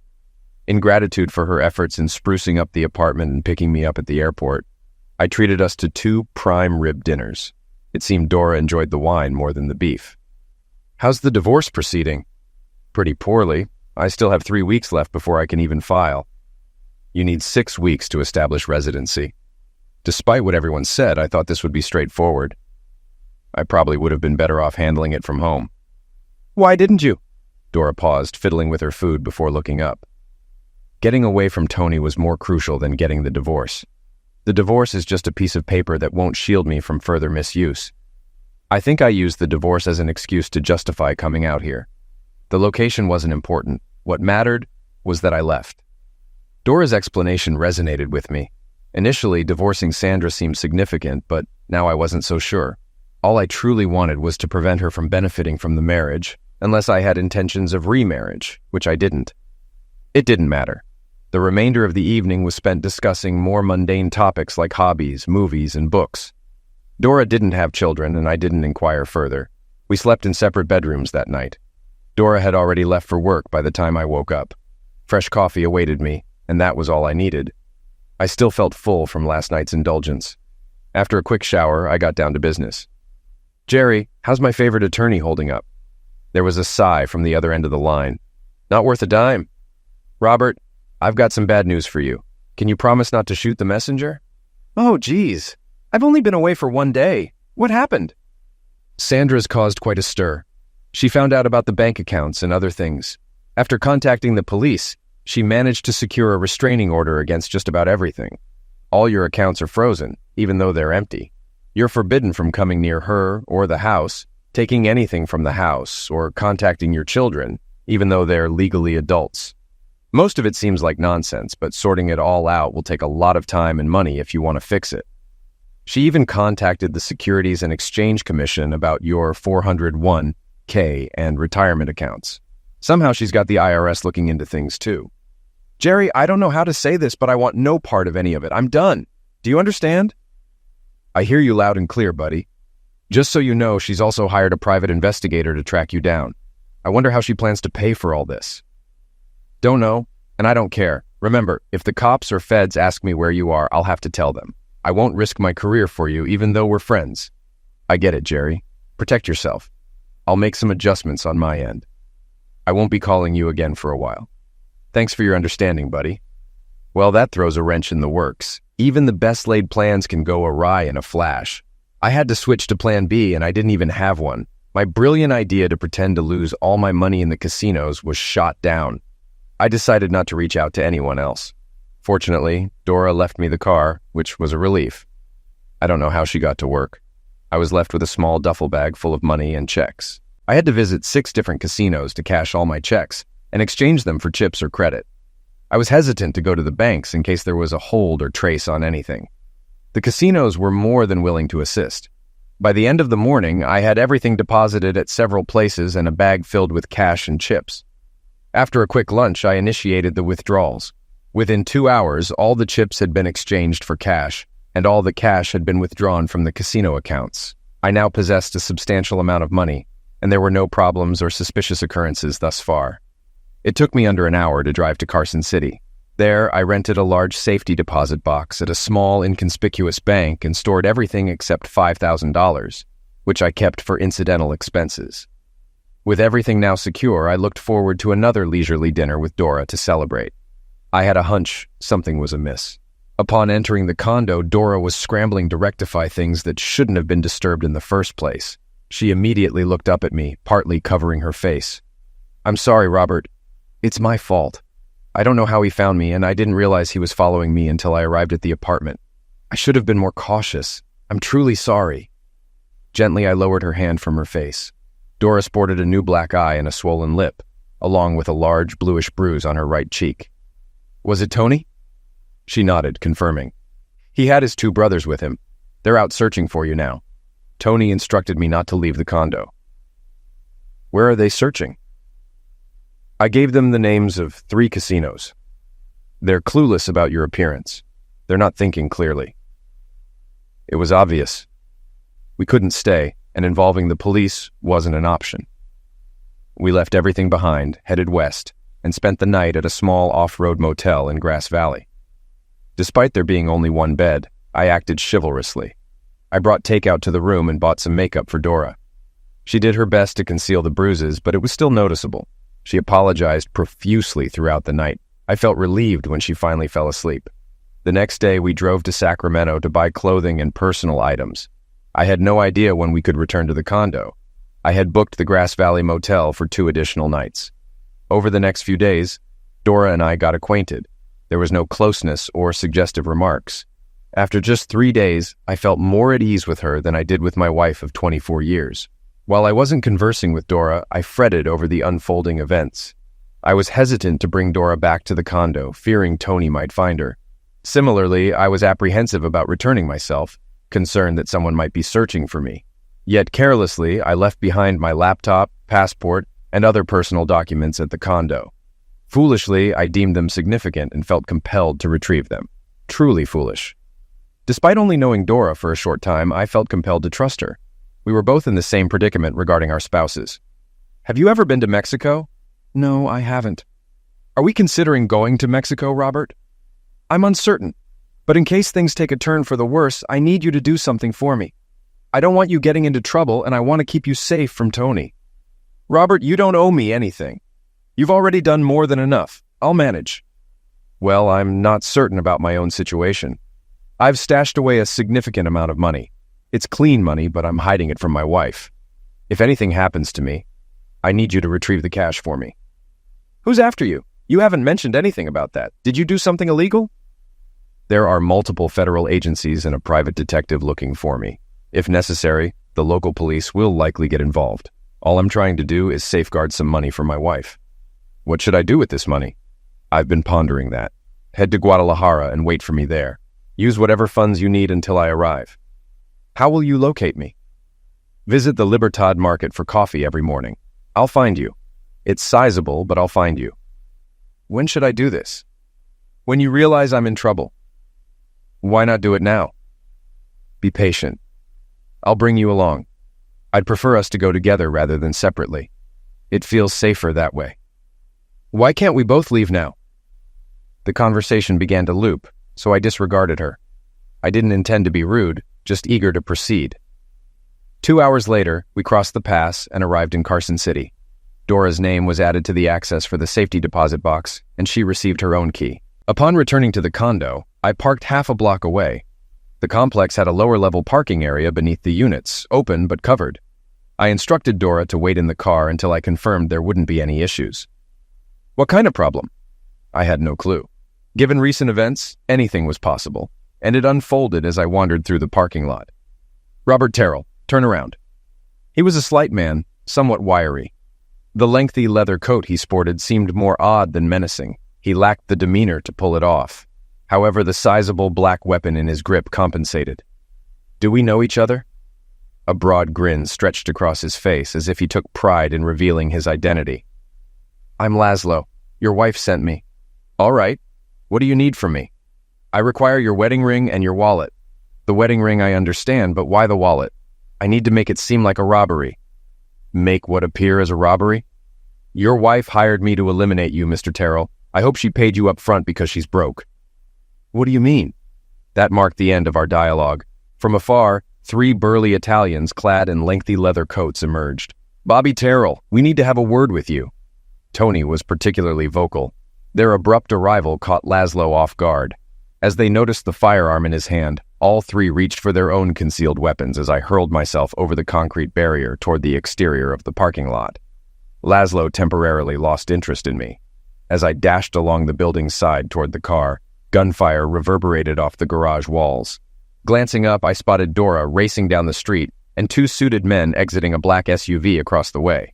It was evident they were federal agents, presumably awaiting my arrival. The shootout provided a distraction, allowing me to flee the area. Dora and the car were nowhere to be seen. There was no chance I was returning to that condo. I didn't care who shot whom in the parking garage. I just wanted out. What I knew for certain was that 3 different factions were after me for various reasons. It was clear to me that I needed to lay low for a while. While I had over $4,000 on hand, catching a bus to Carson City to retrieve my money wasn't a viable option. I was too much of a target at the moment. Yeah, hot is the right word for it. I was just trying to escape from a wife who betrayed me. What had gone wrong? Why was my wife attempting to have me eliminated? Perhaps she hadn't realized there was no longer any insurance payout. I had overestimated her intelligence. That was my blunder. So I took a bus to San Francisco. A grand doesn't stretch far in the city by the bay.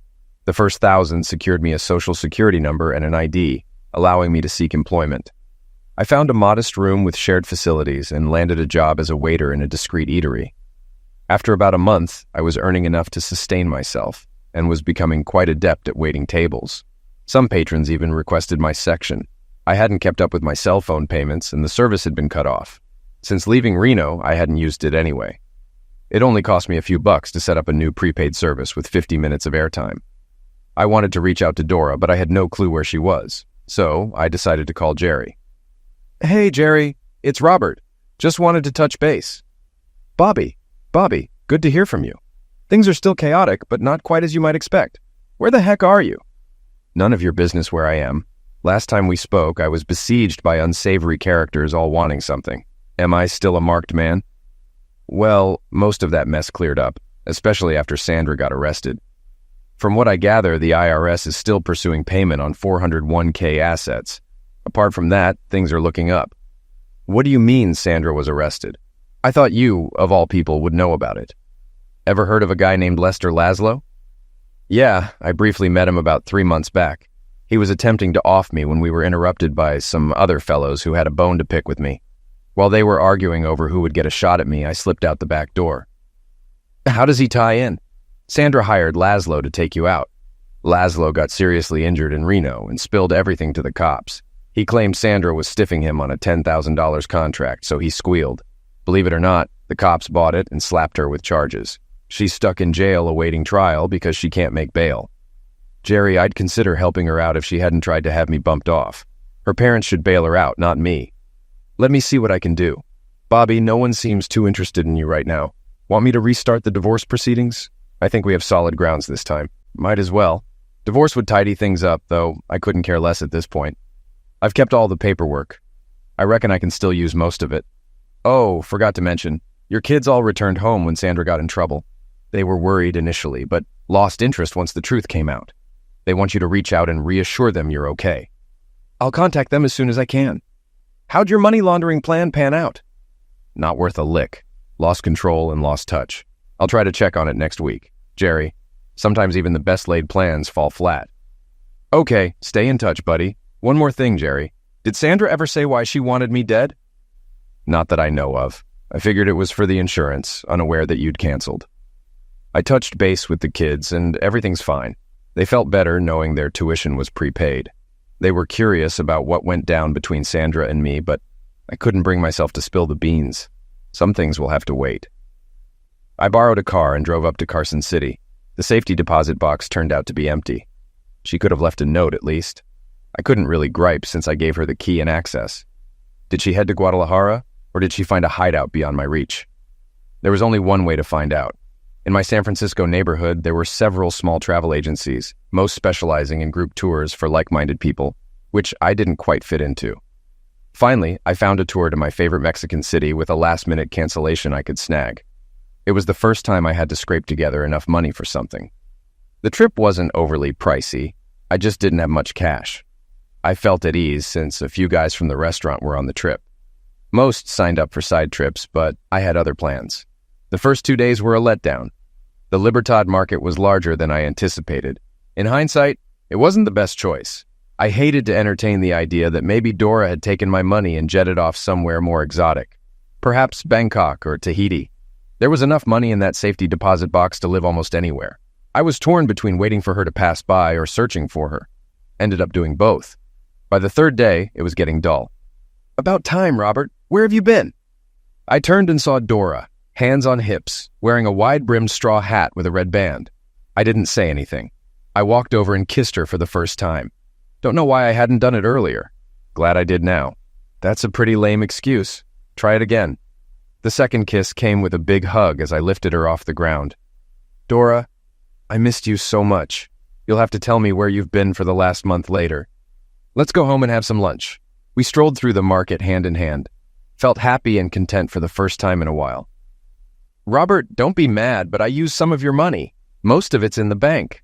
But I needed a place to live. So I bought us a house. I hoped you wouldn't mind with all that money in the bank. It's a beautiful hacienda in a beautiful city, and I'm with a wonderful woman. Love it when a plan comes together. Sandra's parents managed to gather her bail money and cover her legal fees. Jerry easily obtained her signature on the divorce documents. She received a 5 to 8 year sentence for attempting to have me eliminated. The reason behind Todd Mitchell providing a deposition to Jerry remained a mystery, but Jerry never needed to use it. Jerry successfully located Ray Upright, who was sober but struggling. When asked how he could assist, Ray expressed a desire for a hot dog pushcart, which I was able to provide for $2,400. I resolved my issues with the IRs for $4,000. Laszlo is currently incarcerated in Nevada, along with Dora's husband and brothers. The duration of their stay is uncertain. With no legal troubles looming over me, I was free to return home to my old job, now with a promotion awaiting me. Once Dora's Mexican divorce is finalized, we intend to marry. The kids are scheduled to attend the wedding during spring break. While the house in Guadalajara is stunning, we're inclined not to make it our permanent residence. Dora prefers to keep it as a vacation home. Emily eagerly anticipates my return to work, particularly in the new role, which signifies a promotion for both of us.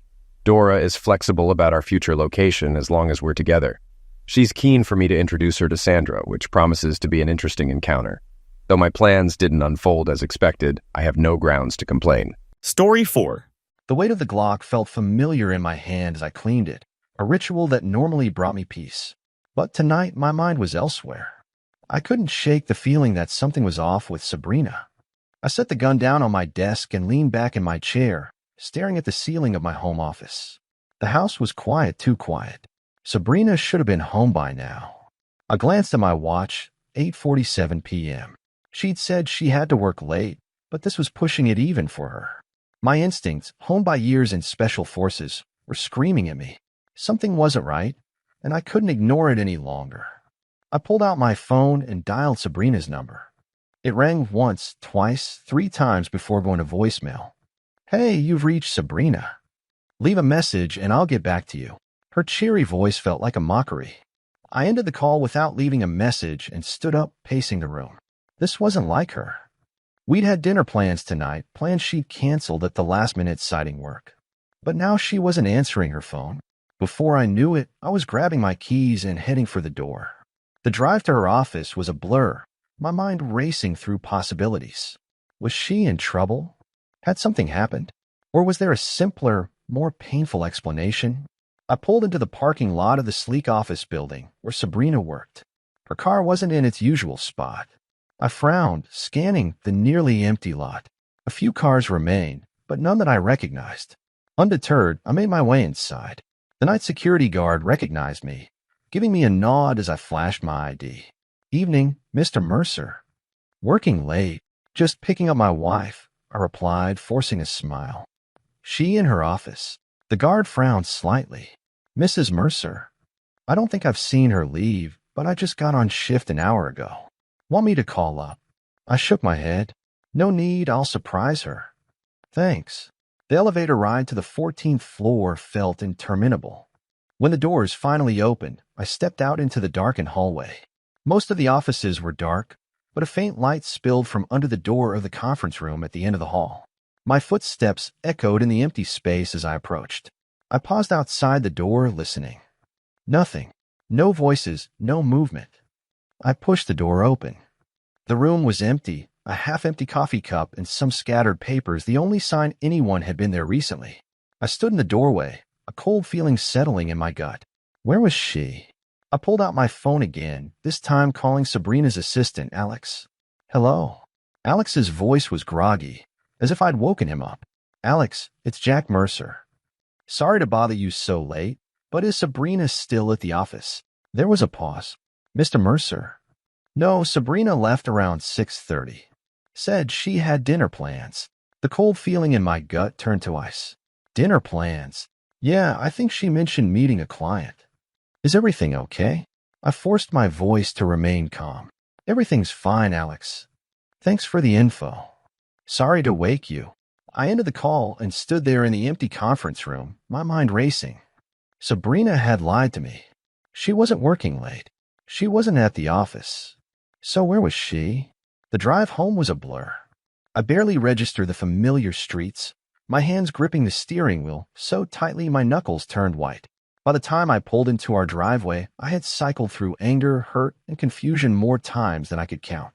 Our house loomed before me, dark and silent. No sign of Sabrina's car. I sat in my own car for a long moment, trying to calm the storm of emotions raging inside me. This wasn't like Sabrina. We'd always been honest with each other. What could be so important that she'd lie to me? I took a deep breath and forced myself to think rationally. There had to be an explanation. Maybe she really was meeting a client, didn't want to worry me. Maybe there was some work emergency she couldn't tell me about. Maybe. The sound of tires on asphalt broke through my thoughts. Headlights swept across the driveway as another car pulled in behind mine. Sabrina's car. I watched in the rearview mirror as she got out, her movements hesitant. She looked nervous, guilty. My heart sank. I got out of my car just as she reached the front door. "Sabrina." She jumped, spinning to face me. "Jack, you scared me. What you doing sitting out here in the dark?"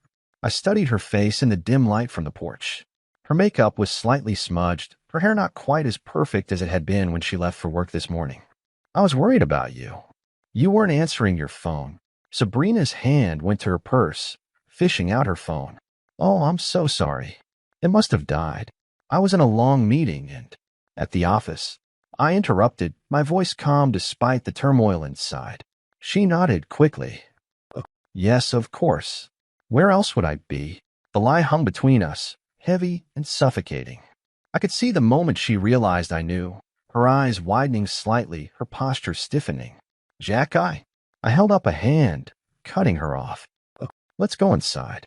We need to talk. The walk to our front door felt like miles. Sabrina's hand shook slightly as she unlocked it, and I followed her inside, flicking on lights as we went. In the harsh brightness of our kitchen, Sabrina looked even more disheveled. She wouldn't meet my eyes as she set her purse down on the counter. Do you want to tell me where you really were tonight? I asked, leaning against the doorframe. Sabrina's shoulders slumped. I was having dinner. With who? She hesitated, and I could see her mind working, trying to decide how much to reveal. A colleague. Which colleague? Jack, please. It was just dinner. It didn't mean anything. I felt my jaw clench. If it didn't mean anything, why did you lie about it? Sabrina finally looked at me, her eyes pleading. I didn't want you to get the wrong idea. It was just work-related, I swear. But I could see the guilt in her eyes, the slight tremor in her hands. My years of reading people, of detecting lies and half-truths, were screaming at me. There was more to this story. Who was it, Sabrina? She looked away again, her voice barely above a whisper. Victor. Victor. Her boss. The charismatic, manipulative executive she'd been talking about more and more lately. Something inside me snapped. Victor, I repeated, my voice dangerously calm. You had dinner with Victor, and you lied to me about it. Sabrina's eyes filled with tears. It's not what you think, Jack. We were just discussing a new project. I didn't want you to worry, but I could see it now. All the little changes I've been trying to ignore. The way she'd been more distant lately, more preoccupied with work. The secretive phone calls, the late nights at the office. It all made a sickening kind of sense. How long has this been going on? I asked, my voice hollow. What? Jack, nothing is going on. It was just dinner. I shook my head, a bitter laugh escaping me. Don't insult my intelligence, Sabrina. I've seen the signs. I just didn't want to believe it. Sabrina's face crumpled. Jack, please. I love you. Nothing happened, I swear, but I could see the lie in her eyes, in the way she couldn't quite meet my gaze. My training kicked in, years of interrogation techniques rising to the surface. Tell me everything, I said, my voice quiet but firm. From the beginning. And so, over the next hour, the truth came out. How Victor had been flirting with her for months. How she'd been flattered by the attention, drawn in by his charm. How one innocent lunch had turned into drinks after work, and then into secret dinners. Nothing physical has happened, Sabrina insisted, tears streaming down her face. But I think I have feelings for him. The words hit me like a physical blow. I stood there silent, as Sabrina continued to talk, to try to explain, but I wasn't really listening anymore. My mind was already racing, analyzing, planning. I should have seen this coming. I should have protected our marriage. But I'd been too wrapped up in my work, too confident in what we had. And no, Jack, please say something. I looked at Sabrina, really looked at her. The woman I'd loved for years, the woman I'd thought I'd spend the rest of my life with. And I made a decision. I think you should stay at your sister's for a few days, I said, my voice surprisingly steady. We both need some time to think. Sabrina's face fell. Jack, no. We can work this out. I'll quit my job. I'll never see Victor again. Please, just give me another chance. But I could see the hesitation in her eyes, the lingering thoughts of Victor, and I knew that this was far from over. Pack a bag, Sabrina. I'll call Sarah and let her know you're coming.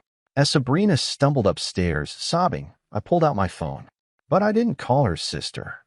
Instead, I opened my contacts and scrolled to a name I hadn't used in years. Mike? It's Jack Mercer. I need a favor. Full surveillance package, starting immediately. I'll text you the details. I ended the call just as Sabrina came back downstairs, a small suitcase in hand. Her eyes were red and puffy, her makeup streaked with tears. Jack, please. Don't do this. We can fix this. I looked at her, the woman I'd trusted with everything, and felt a cold resolve settle over me. You're right, Sabrina. We can fix this. But not tonight. Go to Sarah's. We'll talk in a few days. As I watched her drive away, I felt something inside me harden. The Jack Mercer who had trusted blindly, who believed in the sanctity of our vows, was gone. In his place stood a man with a mission, a man who would uncover every secret, every lie. And when I had all the pieces, when I knew exactly what I was dealing with, then I would act. Victor thought he could take what was mine. He had no idea who he was dealing with. I went back inside, my mind already formulating plans. I had work to do. The days after Sabrina left were a blur of surveillance and investigation. I threw myself into uncovering every detail of her affair with Victor, channeling my pain and anger into meticulous planning. My home office became a command center, filled with monitors displaying feeds from hidden cameras and microphones. A week after Sabrina had gone to her sister's, my phone buzzed. Her name flashed on the screen, and I felt a mix of emotions I couldn't quite name. I answered on the third ring. Jack. Sabrina's voice was small, uncertain. I'm here, I replied, keeping my tone neutral. Can we talk? I miss you. I want to come home. I closed my eyes, steeling myself against the flood of feelings her words triggered. I think that's a good idea. We need to discuss things face to face. Really, the hope in her voice was palpable. When? Tonight. I'll cook dinner. 7 o'clock. Okay, she said, relief evident in her tone. I'll be there. Jack, 7 o'clock, Sabrina? I interrupted, not ready to hear whatever she was about to say. I ended the call and leaned back in my chair, my mind racing. The hours until 7 crawled by. I cooked mechanically, my thoughts focused on what I discovered over the past week. The dozens of text messages between Sabrina and Victor, ranging from flirtatious to borderline explicit. The long lunches, the late nights at the office that were actually spent in upscale hotels. The lies had piled up, each one a fresh betrayal. At precisely 7, the doorbell rang. I took a deep breath, schooling my features into a mask of calm, and opened the door. Sabrina stood there, looking both hopeful and apprehensive. Hi, Jack, she said softly. Come in, I replied, stepping aside to let her enter. She walked in hesitantly, her eyes darting around the familiar space as if seeing it for the first time. I led her to the dining room, where I'd set the table for 2. It smells wonderful, Sabrina said as we sat down. I've missed your cooking. I nodded, serving the food in silence. We ate quietly for a few minutes, the tension palpable between us. Finally, Sabrina set down her fork. Jack, I'm so sorry. What I did, it was unforgivable. But I want to make things right. I love you, and I want to save our marriage. I looked at her, really looked at her. The woman I'd loved for years, the woman who'd betrayed me. Tell me everything, Sabrina. No more lies. Her face crumpled, but she nodded. It started about 3 months ago. Victor had been flirting with me for a while, but I always brushed it off. Then one night, we were working late on a big proposal.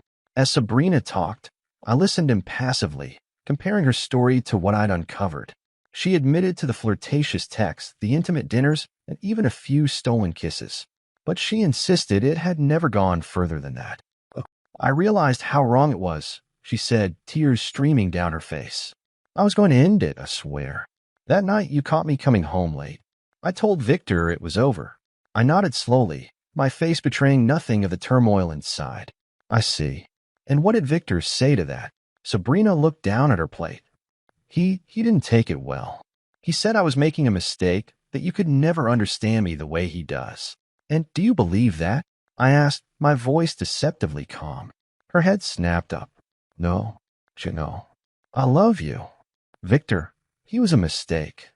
A horrible, stupid mistake. I stood up, walking to the window. I could feel Sabrina's eyes on me, waiting. When I turned back, my decision was made. I believe you, I said softly. The relief on Sabrina's face was instant and overwhelming. She rushed to me, wrapping her arms around me. Oh, Jack, thank you. I promise. I gently disentangled myself from her embrace. I believe that you're sorry and that you want to make things right. But Sabrina, trust once broken isn't easily repaired. Her face fell. What are you saying? I'm saying that if we're going to move past this, We need to do it together. Completely together. No more secrets. Sabrina nodded eagerly. Of course. Anything. Good, I said. Because I think we need to have a conversation with Victor. The color drained from Sabrina's face. What? Why? Because this involves him too. If we're going to move forward, I need to hear his side of the story. And he needs to understand that this, whatever it was between you two, is over. Sabrina looked uncertain, but she nodded. Okay. If that's what you need. It is, I said firmly. Invite him over for dinner tomorrow night. Here? Are you sure that's a good idea? I smiled, but it didn't reach my eyes. Trust me, Sabrina. It's necessary. The next evening, I was in the kitchen preparing dinner when the doorbell rang. I heard Sabrina answer it, followed by low voices in the hallway. Taking a deep breath, I stepped into the dining room. Victor Langston stood there, looking every bit the suave executive in his tailored suit. His eyes widened slightly when he saw me, but he quickly recovered, flashing a charming smile. Jack, he said smoothly, extending his hand. It's good to finally meet you. Sabrina has told me so much about you. I shook his hand firmly, meeting his gaze. Victor. I wish I could say the same. An awkward silence fell over the room. Sabrina cleared her throat nervously. Shall we sit down? Dinner smells wonderful, Jack. We took our seats, the tension thick in the air. I poured wine for everyone, studying Victor as I did. He exuded confidence, but I could see the slight tension in his jaw, the way his eyes darted between Sabrina and me. So, Victor, I said casually as we began to eat, Sabrina tells me you've been working closely together on some big projects. Victor nodded, swallowing a bite of food. Yes, she's been invaluable. Your wife has quite a mind for marketing strategy. Among other things, I'm sure. I replied, my tone neutral, but my eyes hard. Victor's smile faltered for a moment. He glanced at Sabrina, who was staring intently at her plate. I'm not sure I follow. I set down my fork, leaning back in my chair. Let's cut the bullshit, shall we? I know about the affair. The room went deathly quiet. Victor's facade of calm cracked, surprise and a hint of fear flashing across his face. Sabrina looked up, her eyes wide. Jack, she started, but I held up a hand to silence her. No, Sabrina. I want to hear it from Victor. I turned back to him. You've been sleeping with my wife. I want to know why. Victor's shock gave way to a smug smile. Come on, Jack. Surely you can figure that out. Sabrina's a beautiful, intelligent woman. She deserves someone who can truly appreciate her talents. I felt a surge of anger, but I kept it in check. And you think that's you? He shrugged, his arrogance on full display. I know it's me. Face it, Jack. You're just a security consultant. How could you possibly satisfy a woman like Sabrina? I saw Sabrina flinch at his words, but I remained calm. You're right, Victor. I'm just a security consultant.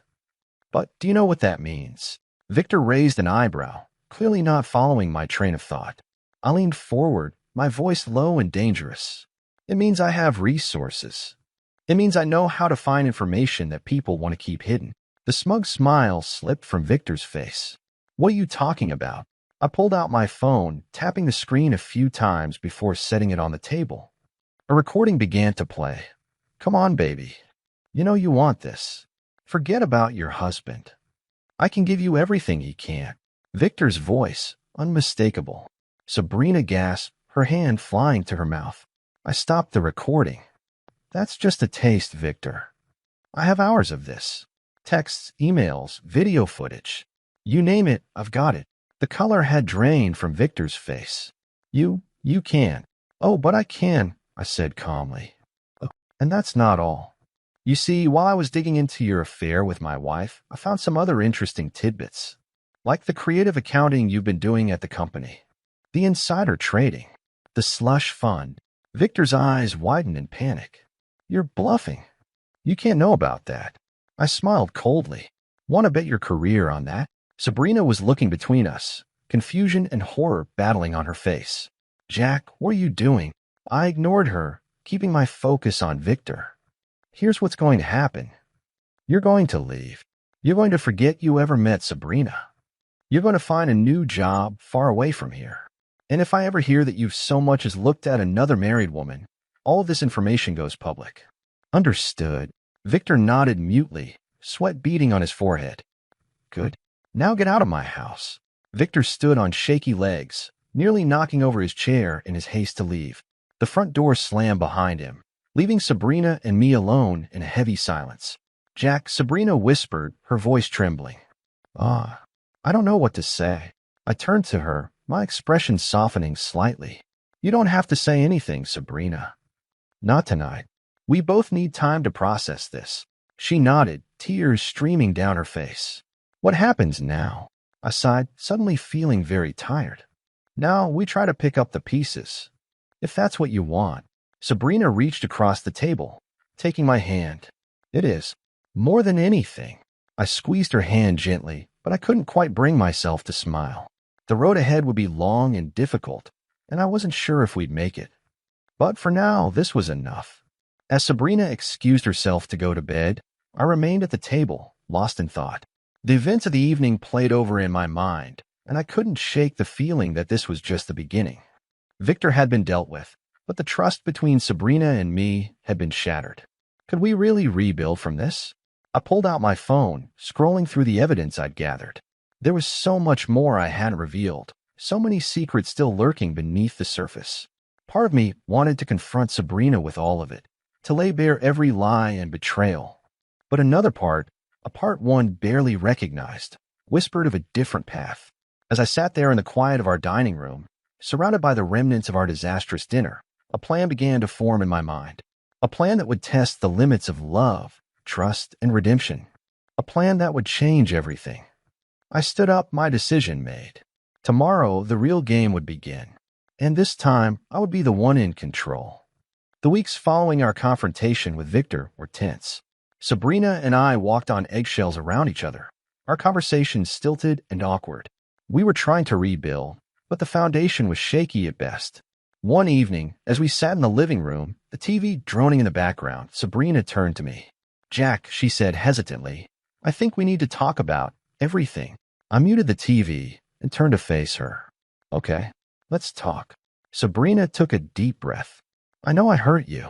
Deeply. And I'm so sorry for that. But I feel like we're just going through the motions here. How can we move past this if we don't really address it? I nodded slowly. You're right. We can't ignore what happened. So what do? She asked, her eyes searching mine. A plan that had been forming in my mind for weeks suddenly crystallized. I have an idea, I said, my voice calm. But it's unconventional. Sabrina leaned forward, intrigued. What do you mean? I think we need to confront this head on. No more secrets, no more lies. I paused, watching her reaction carefully. I want you to invite Victor over again. Her eyes widened in shock. What? Jack, are you serious? After everything that happened last time, I nodded. Deadly serious. But this time it'll be different. This time we're going to lay everything out on the table. All of us. Sabrina looked uncertain. I don't understand. What good could come from that? Trust me, I said, reaching out to take her hand. If we're going to move forward, we need to face this together. All of us. She hesitated for a long moment before finally nodding. Okay. If you think it'll help, I'll do it. The next day, Sabrina called Victor. I could hear the tension in her voice as she spoke to him. Victor, it's Sabrina. We need you to come over again. Tomorrow night. She paused, listening. No, it's not like last time. Jack wants to talk. All of us. Another pause. Please, Victor. It's important. When she hung up, she turned to me with worry in her eyes. He agreed, but he sounded scared. Jack, what are you planning? I gave her a reassuring smile. Don't worry. Everything will be clear tomorrow night. The next evening, I was in the kitchen when the doorbell rang. I heard Sabrina answer it, followed by hushed, tense voices. Taking a deep breath, I grabbed the bottle of wine I'd opened earlier and walked into the living room. Victor stood there, looking less confident than the last time I'd seen him. His eyes darted nervously between Sabrina and me. Victor, I said, my voice neutral. Thanks for coming. Have a seat. He sat down stiffly on the edge of the sofa. Sabrina perched on the armchair across from him, while I remained standing. Wine, I offered, holding up the bottle. Victor shook his head. No, thank you. I'd rather keep a clear head. He cleared his throat. Look, Jack, if this is about the other night, I held up a hand, cutting him off. It's not. At least, not entirely. I poured myself a glass of wine and sat down next to Sabrina. We're here to talk. Really talk. No more games, no more lies. Victor's brow furrowed in confusion. I don't understand. It's simple, I said, taking a sip of wine. You and Sabrina had an affair. It happened. We can't change that. But what we can do is be honest about why it happened and what it means for all of us. Sabrina shifted uncomfortably. Jack, I'm not sure, please. I interrupted gently. Let's just talk. Victor, why don't you start? Tell us why you pursued Sabrina. Victor looked like he'd rather be anywhere else, but he took a deep breath and began to speak. I was attracted to Sabrina from the moment she started working at the company. She's beautiful, intelligent, ambitious. I thought we had a connection. I nodded, encouraging him to continue. He glanced at Sabrina before continuing. I knew she was married, but I've never let that stop me before. I saw it as a challenge. And when she started responding to my flirtations, I thought, you thought you'd won. I finished for him. Victor nodded, looking ashamed. Oh, yes. I'm sorry, Jack. I know it was wrong. I turned to Sabrina. And you. Why did you respond to his advances? Sabrina's eyes filled with tears. I felt flattered by the attention. Victor made me feel desired, important. And I think I was feeling neglected in our marriage, Jack. You've been so focused on work lately, and you felt like I didn't see you anymore, I said softly. She nodded, a tear slipping down her cheek. I took another sip of wine, letting the silence stretch for a moment. Thank you both for your honesty. Now, let me be honest with you. I stood up, walking to the mantel where I'd hidden a small device earlier. I picked it up and turned to face them. This is a remote trigger. When I press this button, it will send all the evidence I've gathered, the text, the emails, the video footage, everything to the police, the media, and your company's board of directors. Victor's face drained of color. You can't do that. I can, I said calmly. But I won't. Not if we can come to an understanding here tonight. Sabrina looked at me, her expression a mix of fear and confusion. Jack, what are you doing? I sat back down, the remote in my hand. I'm giving us all a chance at redemption. Victor, you pursued a married woman, thinking there would be no consequences. Sabrina, you betrayed our vows, thinking you could have it all. And me? I neglected our marriage, thinking it would always be there. I looked at each of them in turn. We all made mistakes. We all hurt each other. But tonight we have a chance to make it right. Victor leaned forward, his voice urgent. What do you want from us? The truth, I said simply. Complete and total honesty. No more secrets, no more lies. We lay everything out on the table, right here, right now. For the next hour, we talked. Really talked. Victor admitted to his history of pursuing married women, the thrill he got from the conquest. Sabrina confessed to feelings of inadequacy and resentment that had been building in our marriage. And I acknowledged my own role in pushing Sabrina away, of taking her for granted. As the night wore on, the tension in the room slowly began to dissipate. Tears were shed, apologies were made, and slowly, painfully, we began to understand each other. Finally, as the first light of dawn began to creep through the windows, I stood up. Thank you both for your honesty tonight. Now we have a choice to make. I held up the remote. I can press this button, and we all face the consequences of our actions. Our lives as we know them will be over. Or what? Sabrina asked, her voice hoarse from talking all night. Or we agree to move forward. Together. Victor looked bewildered. Together? What do you mean? I took a deep breath. I mean, we acknowledge what happened, we learn from it, and we use it to build something stronger. Victor, you've shown tonight that you're capable of genuine remorse and growth. Sabrina, you've been honest about your needs and feelings in a way you never have before. And I've realized how much I've been taking for granted. I looked at each of them in turn. We can't change the past, but we can choose our future. So, what will it be? The silence that followed was heavy with the weight of the decision before us. Finally, Sabrina spoke. I choose to move forward, she said softly. I want to rebuild what we had, Jack. Make it stronger. Victor nodded slowly. Ah, I want to be a better man. To learn from this. I smiled, feeling a weight lift from my shoulders. Then it's decided. I walked to the fireplace and tossed the remote into the flames. We all watched as it melted, the evidence of our past mistakes disappearing with it. Now, I said, turning back to them, we start anew. The weeks that followed were challenging, but different. Sabrina and I began couples therapy, working through the issues that had led to her affair. Victor, true to his word, sought help for his own destructive patterns. One evening, about a month after our night of revelations, Sabrina and I sat on our back porch, watching the sunset. Jack, she said, turning to me, I need you to know something. I looked at her, waiting. I'm grateful, she continued, for what you did that night, for giving us a chance to rebuild. I know it couldn't have been easy for you. I took her hand, squeezing it gently. It wasn't. But I realized something through all of this. Love isn't about perfection. It's about forgiveness, growth, and choosing each other every day. Sabrina leaned her head on my shoulder. I choose you, Jack, every day. As we sat there, watching the sky turn from orange to deep purple, I felt a sense of peace I hadn't experienced in a long time. The road ahead wouldn't be easy, but we were on it together. Months passed, and slowly, our lives began to find a new rhythm. Sabrina and I worked hard on our marriage, rediscovering the connection that had brought us together in the first place. Victor, true to his word, left the company and moved to a different city, sending occasional updates on his progress in therapy. One crisp autumn evening, as Sabrina and I walked hand in hand through our neighborhood, she suddenly stopped. Jack, she said, her voice serious. There's something I need to tell you. I felt a momentary flutter of anxiety, but pushed it aside. What is it? She took a deep breath. I've been offered a job. A big promotion. But it's in New York. I raised an eyebrow. New York? That's quite a change. Sabrina nodded, watching my reaction carefully. It is. And I know with everything we've been through, it might seem like bad timing. But I wanted to talk to you about it before I made any decisions. I was quiet for a moment, thinking. Then I smiled.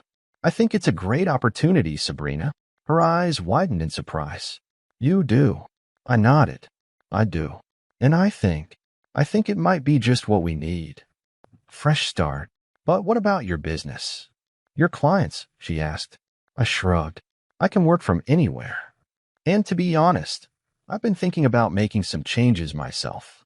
This could be good for both of us. Sabrina's face lit up with a smile I hadn't seen in far too long. She threw her arms around me, hugging me tight. Oh, Jack, I love you so much. As I held her, I felt a sense of excitement I hadn't experienced in years. This was a new chapter for us, a chance to build something even stronger than what we had before. 6 months later, we stood in our new apartment in New York City, boxes scattered around us. The view of the city's skyline was breathtaking, a constant reminder of the new life we were building together. Sabrina came up behind me, wrapping her arms around my waist. Any regrets? She asked softly. I turned to face her, cupping her face in my hands. Not a single one. As we kissed, with the city bustling below us and a future full of possibilities ahead, I knew we had made the right choice. Our journey had been painful, filled with mistakes and betrayals, but it had led us here, to a stronger love, a deeper understanding, and a second chance we were both determined not to waste. That night, as we lay in bed in our new home, I thought about the long, winding path that had brought us here. The pain, the anger, the fear, it had all been real. But so was this moment, this feeling of peace and hope. I pulled Sabrina closer, feeling her steady heartbeat against my chest. We had faced our demons, confronted our mistakes, and chosen to grow from them rather than be destroyed by them. It wasn't a fairy tale ending real life rarely is, but it was ours, hard-won and precious. As I drifted off to sleep, I realized that the most valuable lesson I'd learned through all of this was that love, real love, isn't about perfection.